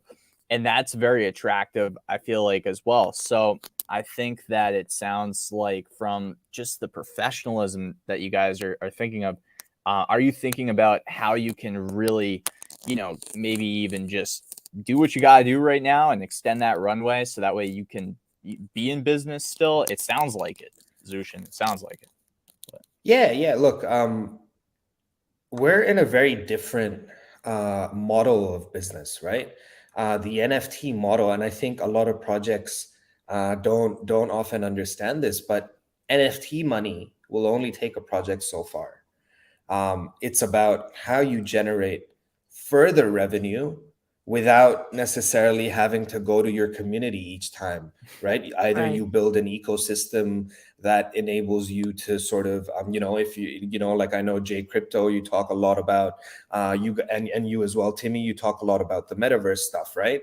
And on the metaverse side of things, you're trying to create this self-sustaining world where people can do a bunch of different things in this virtual space, and within that there's an economy, and that enables you to keep generating some shape or form of income because there are all these opportunities that are available for you.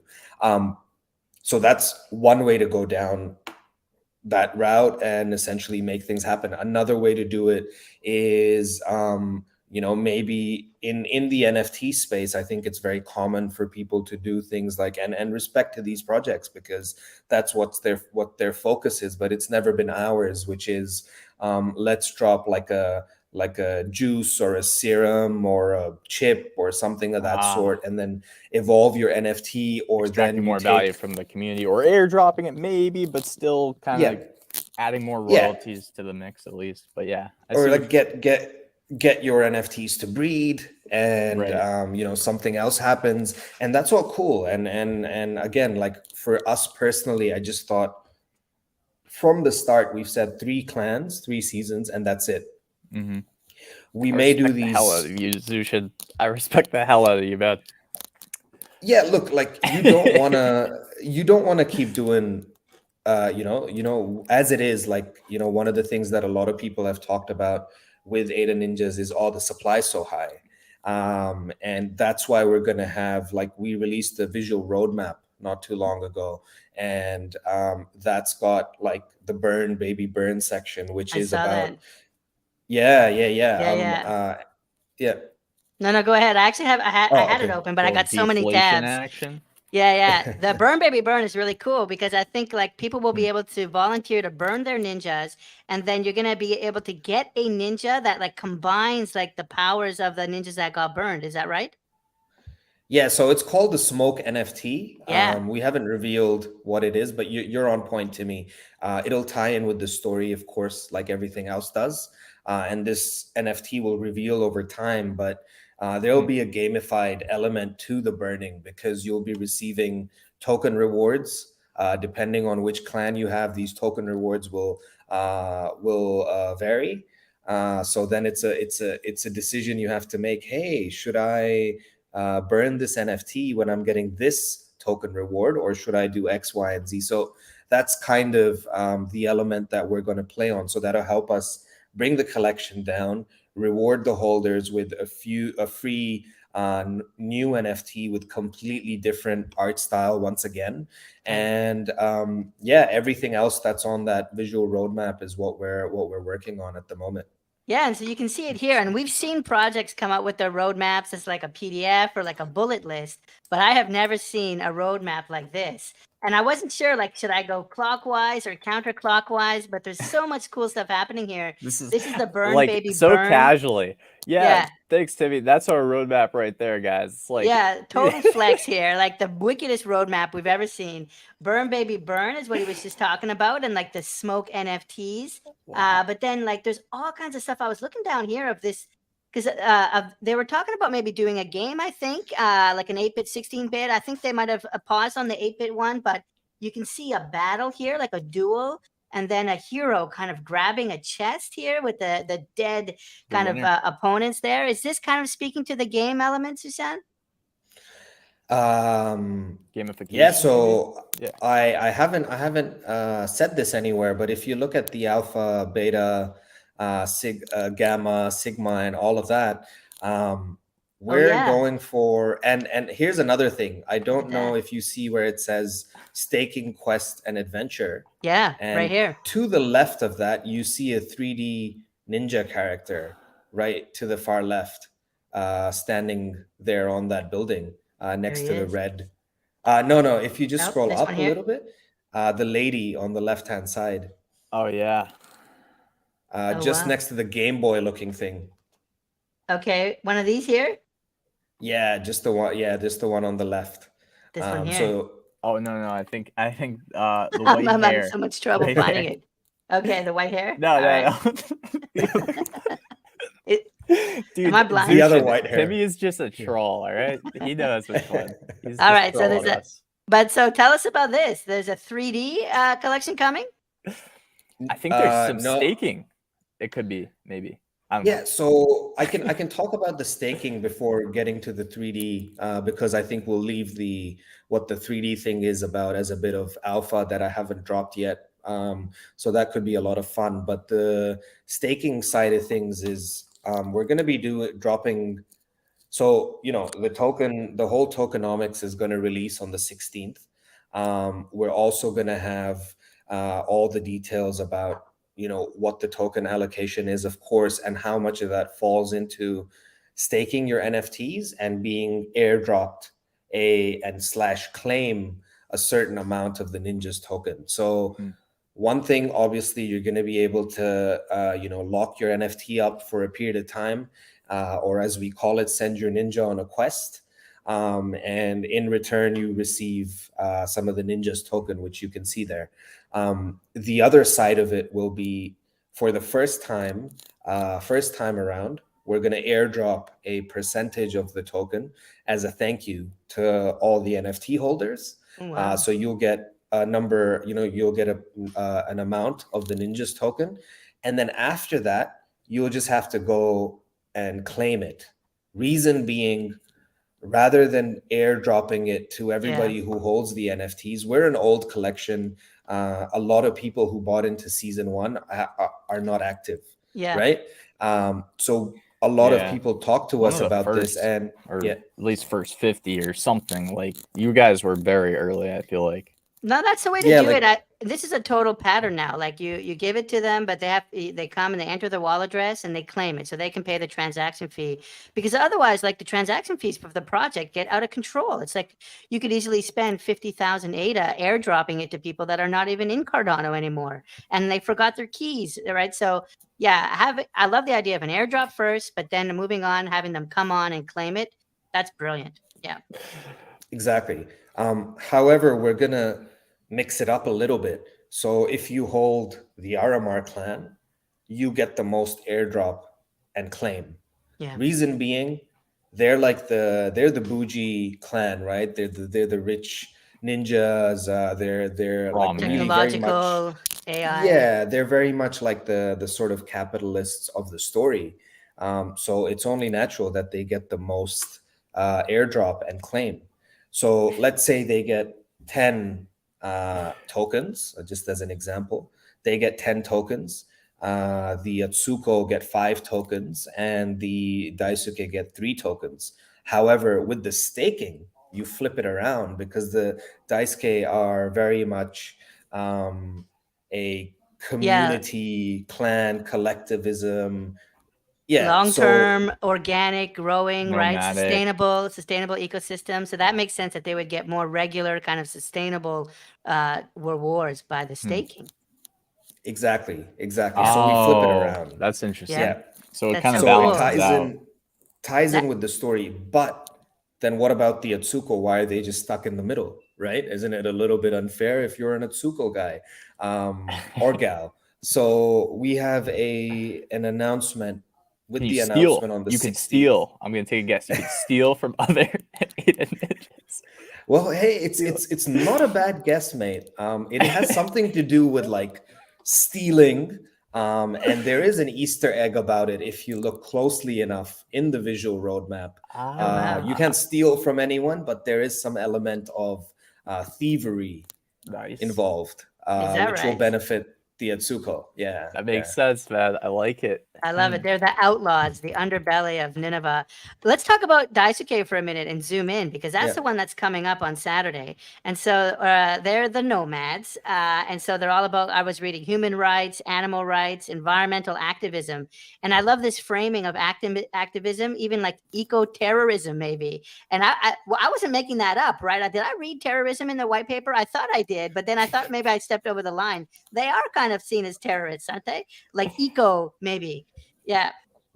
So like when you look at like sort of revolutionary protests for a cause, right? That's sort of the line that the Daisuke go down. Like, they won't fight, they won't get involved in the squabbles between the Atsuko and Aramar, but if it comes to messing with their set of land and messing with nature, they're ready to kill for that. So cool. And I love we had this question from the community around how like there's character flaws with the other clans. Aramar and Atsuko had some disabilities, they're calling them, or some character flaws. I'd love to hear about what those were.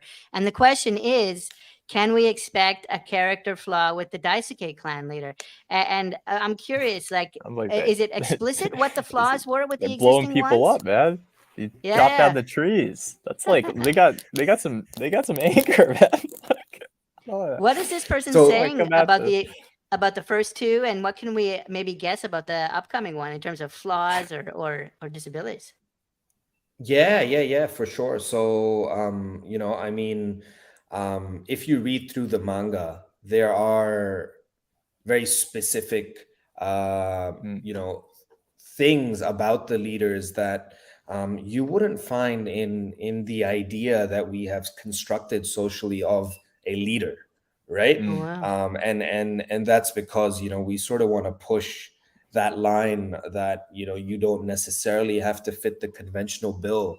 The space that we're in. You tell me tell me 4 years ago that people sitting in their homes would be able to now have board meetings on Zoom with their partners in businesses and make these unbelievable decisions. You'd say impossible, right? What was Nobody's gonna Zoom? hire. Yeah. Nobody's gonna hire a 25-year-old and say, "Hey, I'm making this incredible product," right? Yeah. So the same way we wanted to express that you can lead a ninja clan with having some sort of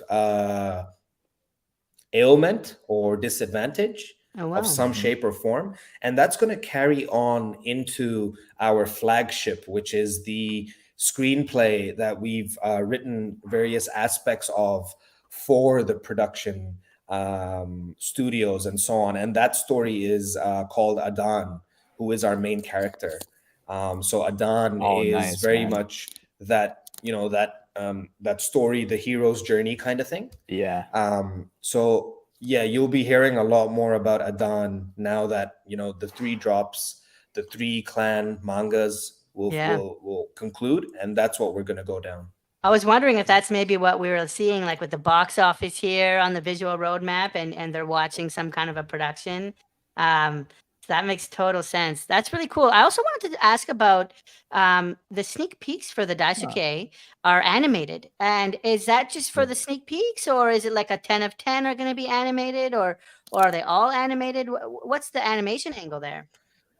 Yeah, all 8,888 will be animated. Wow. That Get is out of Yeah, here. sick. so yeah. So like credit to the artists and Big time. and our programmer for doing the auto Yeah. generation, because that wasn't easy. And it's been, I think he just left the script on for like a week for all of that to get processed. But yeah, all 8,888, you actually get 4 files in the NFT. You get the MP4, which is the highest quality version. You get a GIF, which you can share around. So that'll be up to 15 megabytes because Twitter only allows 15 megabytes on your GIF. You'll get the PNG if you want to put it up as a profile picture. Yeah. And there will be 20 music stems, which will be included in the rarity. So you'll also get that music. So 4 things in one NFT. I think it's a pretty sweet deal. It's the sweetest. Getting a bunch of stuff. I feel like the other clans are gonna be kind of they're gonna be they're gonna be like, man, I wish that we were this cool. I'm trying to Those find roadmaps. that. Go ahead. I'm distracted. I wanna I'm get trying to one. I find think those things will fly. the Zushan. thievery. Where's the thievery in this roadmap? I'm trying to find it. I'll have to look later. But I did see the sound waves bit as well. They're partying on top of the building, which is totally sick. Such a Don't wicked mess with the visual roadmap. nomads. Yeah. Do not mess with their territory. I know there's a lot of people in the NFA group there that are excited for Daisuke. For me, I'm all about the Atsuko clan, the outlaws, the underbelly, the kind of illegal criminals. So I'm really curious to hear about their utility. Right, they're only going to get 5, like they're in the mid range, right, for the stake and rewards. I'm really excited for the token announcement on May 16th as well. So that's Monday. So is that just going to happen in the Discord, and I guess you'll tweet about it? So, being ADA Ninjas, there's no way that we could just do a visual roadmap. We'll have a very sizable white paper dropping on the 16th with Oh, a wow. lot of Dude, I thought information. this was it, man. I was like, oh No, man, no. this is like next level genius, because we're gonna all be wondering what the heck is going on for the next like 6 months. And I think we have to explain everything. I think it's really important from a comms perspective to provide as much detail as we can. Good And point. you guys were talking about game, and we looked at that 3D character there. The game is a 3D isometric game. So we were going for a 2D back in the day, but we found a new route. Nice. And the token is completely tied in with that game. However, the game is going to be expanded on significantly. We have partnered with an amazing company in Germany called Smokestab, who are developing this game with us. And we had those alpha, beta, and all those other signs. The alpha of the game will be ready to play within a month. So you'll be able to go in, connect your wallet, and try out this game and get a sense of it. There won't be, P2E token integration just yet. Oh, I think we lost Jay. Yeah, he must have hit the wrong button. He's done it before. He'll be back. He's back now. There he is. Nomads got me or something, dude. Yeah, the Atsuko clan stabbed him in the back there. I don't know what happened. I think I don't know. Love the man. banter. It's interesting. Yeah, look, I have to side with Jay here, Timmy, because I am the team representative of the Daisuke clan. Yeah. That's right. We're gonna blow you up, Timmy, and we're gonna enjoy it. It's gonna be a good time, man. I'm excited. I got my button hovering over this remove button here. All right. I actually wanted to talk about, like, one thing that's really striking me is just all the different ways that you guys are combining digital and physical. I mentioned it before. I wanted to show one other kind of example of this. And it's actually your store, and you're sporting the hat right now. So I did want to show people, like, if you want to get some merch, this is some of the coolest merch I've seen. Wicked ADA Ninjaz hat, totally looks fly. But then, they've got these t-shirts. Summer is coming, and I love the idea of manga on a t-shirt, or is it manga? I might actually be pronouncing it wrong. But yeah, this is pretty cool artwork. You're right. I'm right. Yeah, Okay, it doesn't cool. matter. Yeah, it doesn't matter. And that's actually what I'm getting from this project too, like this whole diversity and inclusion element, like with the clan leaders, right? You don't have to be perfect. And so I love that kind of DEI angle to the project. But really awesome stuff here in the store. Are there new things coming in the store, maybe with Daisuke, or are you guys happy with the collection right now?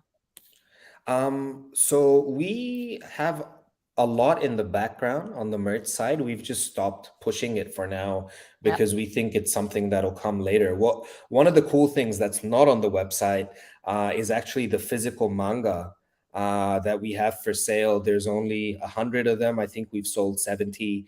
One's on its way to Charles Hoskinson at the moment. I just shipped it out a couple of days ago. Dude, that is such an undervalued move. I mean, like, the chances of that hopping on a live stream next week, I mean, who knows, right? It's like instant magic. Yeah. And we were talking to a couple of people at IOHK and said we want to do this. So it's not like we just went and found his address and said, oh, we'll just send it over. Let's just have a chat with them, and so that he can be aware of it. But this manga that we're selling, the Aramar Origins, actually has the NFTL or NFT link chip on the back. So when you receive it, it comes in a plastic seal, but you can take your phone, scan the chip, and you can then actually claim a free NFT that gives you a certificate of authenticity. So it'll say, you own number 91 of this first edition collection of the manga. I've looked into that stuff. And are you going to support? Are there going to be rarities with that? Like, do you not know how? Like, is there going to be like backgrounds and stuff? Have you guys thought about that? You probably have. I don't know. We did think about it, but we wanted to make sure that the main charm of it is the physical manga, right? Not the NFT. Not to take but at the end of the day, if you get the NFT and it says you own copy number 1, Right. You own Just like a copy bait. number Yeah, one. that's true. Yeah, There's there's still only that 100 underlying Yeah. number. And at the moment, you know, there are 150 ADA. There's about 40 left. That's costing you $75. Like, you're getting it on the cheap. Where can we go if we wanted to get one of those? So if you go onto the NFT link website, which is nftlink.digital. Let me bring it up here. Maybe And help the people see. Oops. Just a sec. Okay, yeah, I see it here. Let me, yeah, I think the manga shows up, and I think you click on their store on the top right-hand corner, yeah. and Hmm. somewhere, yeah, there's Oh, there it is. there's the Aramar comic. right there. How sick is Unbelievable. that? Very cool. Unbelievable. ADA Ninjaz right there. Claymates. Wow, is this all Nice. Cardano stuff? That's crazy. Dude, oh Yeah. my gosh. Dude, you guys are always so early to things. I mean, like Add to every cart. time, you're just always in the front of the pack. It's something. I think it's the first physical, decentralized to an extent product that's come out of the space. So it's history. super cool. Yeah, it's really cool in that way, and it's been an amazing thing to be able to bring it. They've actually just been shipped out to everyone who's bought them already, so they should be getting them in the next week or two, which will be so much fun. It'll be interesting to see how many people open them up and how many keep them in the seal and not want to touch them at all. Oh, wow. I want to buy one actually, but now I don't know if I'm going to open it up. Yeah, that's interesting. Oh, That's dude. tough. Now I have to have two, right? One to flip, like that I don't open, and one Yes. to flip through, which I do open. Very cool. Are they sending them out in the order? Do you know? Like, I hate to break it to the first guy that ordered, but like, is it like going to be one for the first person that ordered, two for the second person, do you think? Or is there a little bit of randomization? I think there's randomization. So the NFT Link team is doing it. No, actually, I think because if you were the first person to buy it, you get number one, I believe, because then might be the NFT might work that way, right? I actually don't know, which is good. So I can't. Right. I actually, yeah. I honestly don't know. So like, if you get a certain number, really, it was random from our end at least. So Right. good. And if they decide your fate, yeah, exactly. That's interesting. That's really cool, man. Jeez, yeah. Okay, well, very cool. I want to make sure, like, is there anything we haven't covered yet? As we get ready to wrap up, I want to make sure, like, all the most important points get sent out. We've covered so much ground, but the big dates to remember are May 16th token announcement and token white paper, and then May 21st, next Saturday, is the Dash K, the season 3, and there's no whitelist for that, so it's everybody at the same time. Just kind of go in. It sounds like. Yeah, and like I said, I promised to drop a bit of alpha. So token announcement plus game announcement plus release of the game alpha, to playable game alpha, everything on the 16th. How the token aligns with the game, what that B to E that we I saw mentioned that in the in visual roadmap. Yeah. What? Wow, you guys are releasing the alpha version of the game this Monday in like 48 hours. Oh, no. So the announcement and details about all of it, how it'll work, what its purpose is, how we're going to scale it, what the token elements of it are, what the NFT aspects of it are, and then all the tokenomic side of things, and the date for when we will release the alpha, which is, within a month's time. So not that far away. Yeah, I've already played the early alpha, and it's so cool. I'm blown away. And it's isometric. I love isometric games. Yeah. Did you happen to know like what engine? Like there's a few isometric engines out there. I'm not sure if you happen to know what the developers are using, but if you do, I'd be curious to know if you're using an engine for that. So from what I know, they're building it on Unity, if that's what you're referring to. Okay, cool. Yeah, on Unity. Yeah. Yeah. So definitely Unity and Unreal can do isometric, but then there's some other engines that are only for isometric. But that's cool that they're using Unreal. So we'll be able to use like potentially even 3D assets there with the fixed camera angle. That's super cool. Wow, I'm Oh, excited. yeah. Well, maybe. Yeah, yeah. I can't wait to hear more about the game. I'm all about that.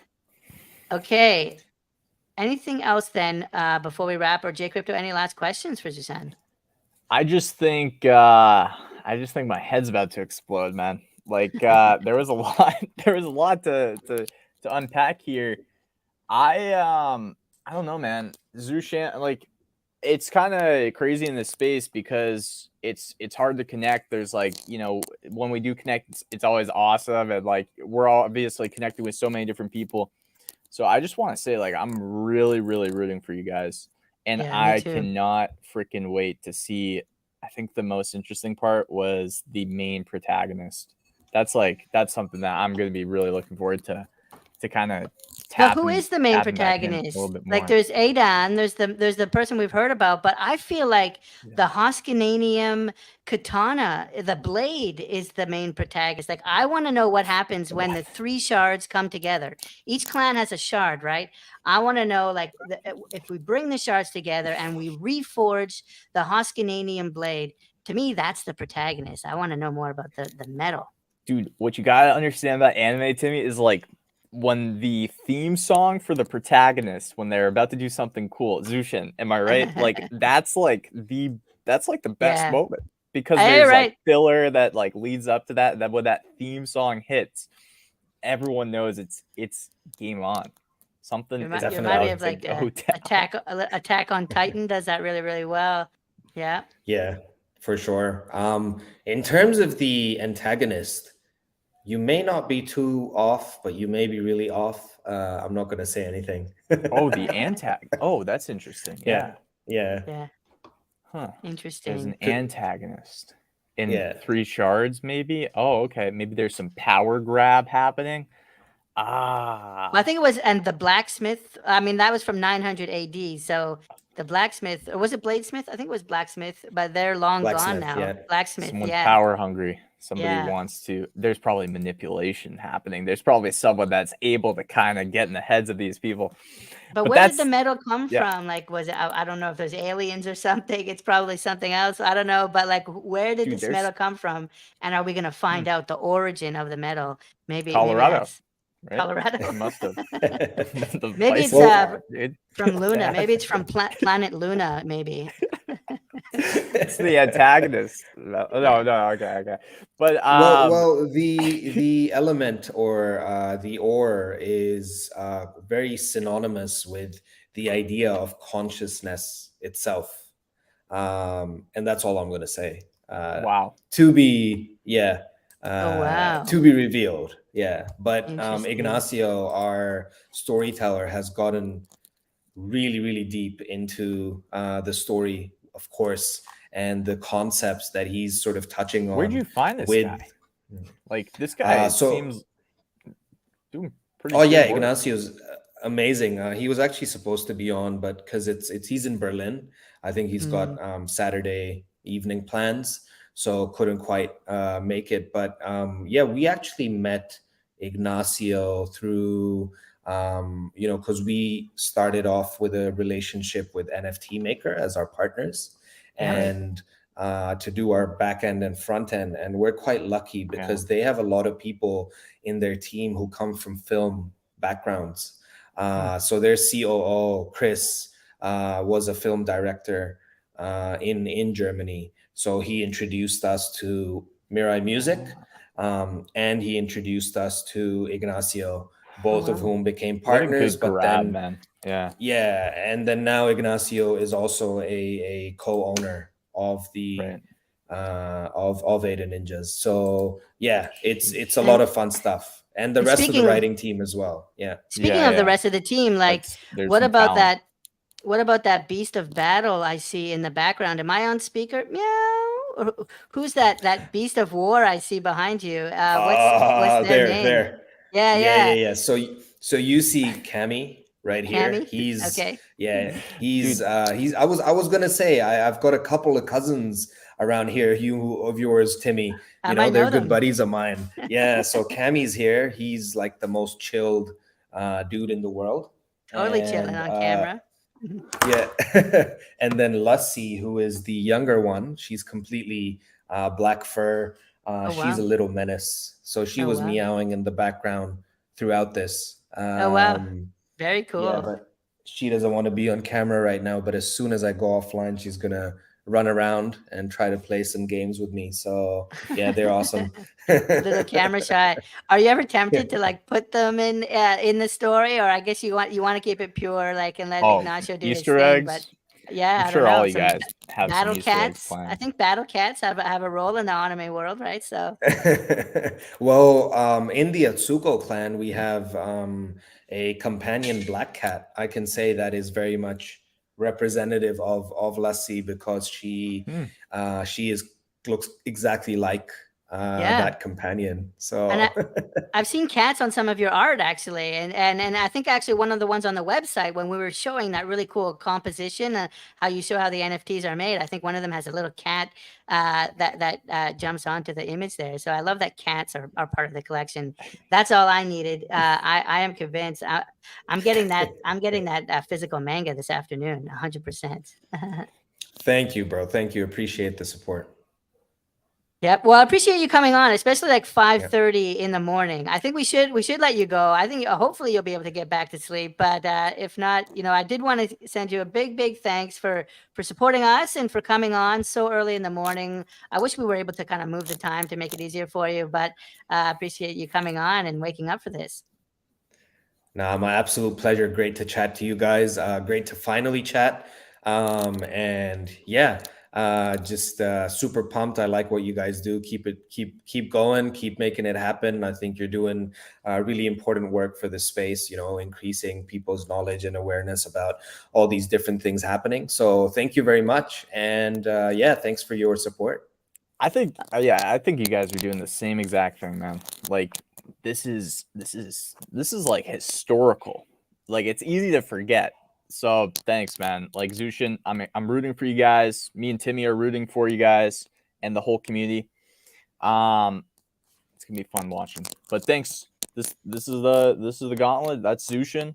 We appreciate you, boss, and we will see you around the manga and interweb space, man, and blockchain space. We will indeed. We'll see you on Monday. We'll be tuning in. Have a good day then, and we'll see you around. Bye now. All right. See you guys. Dude, All that was right, so very cool. cool.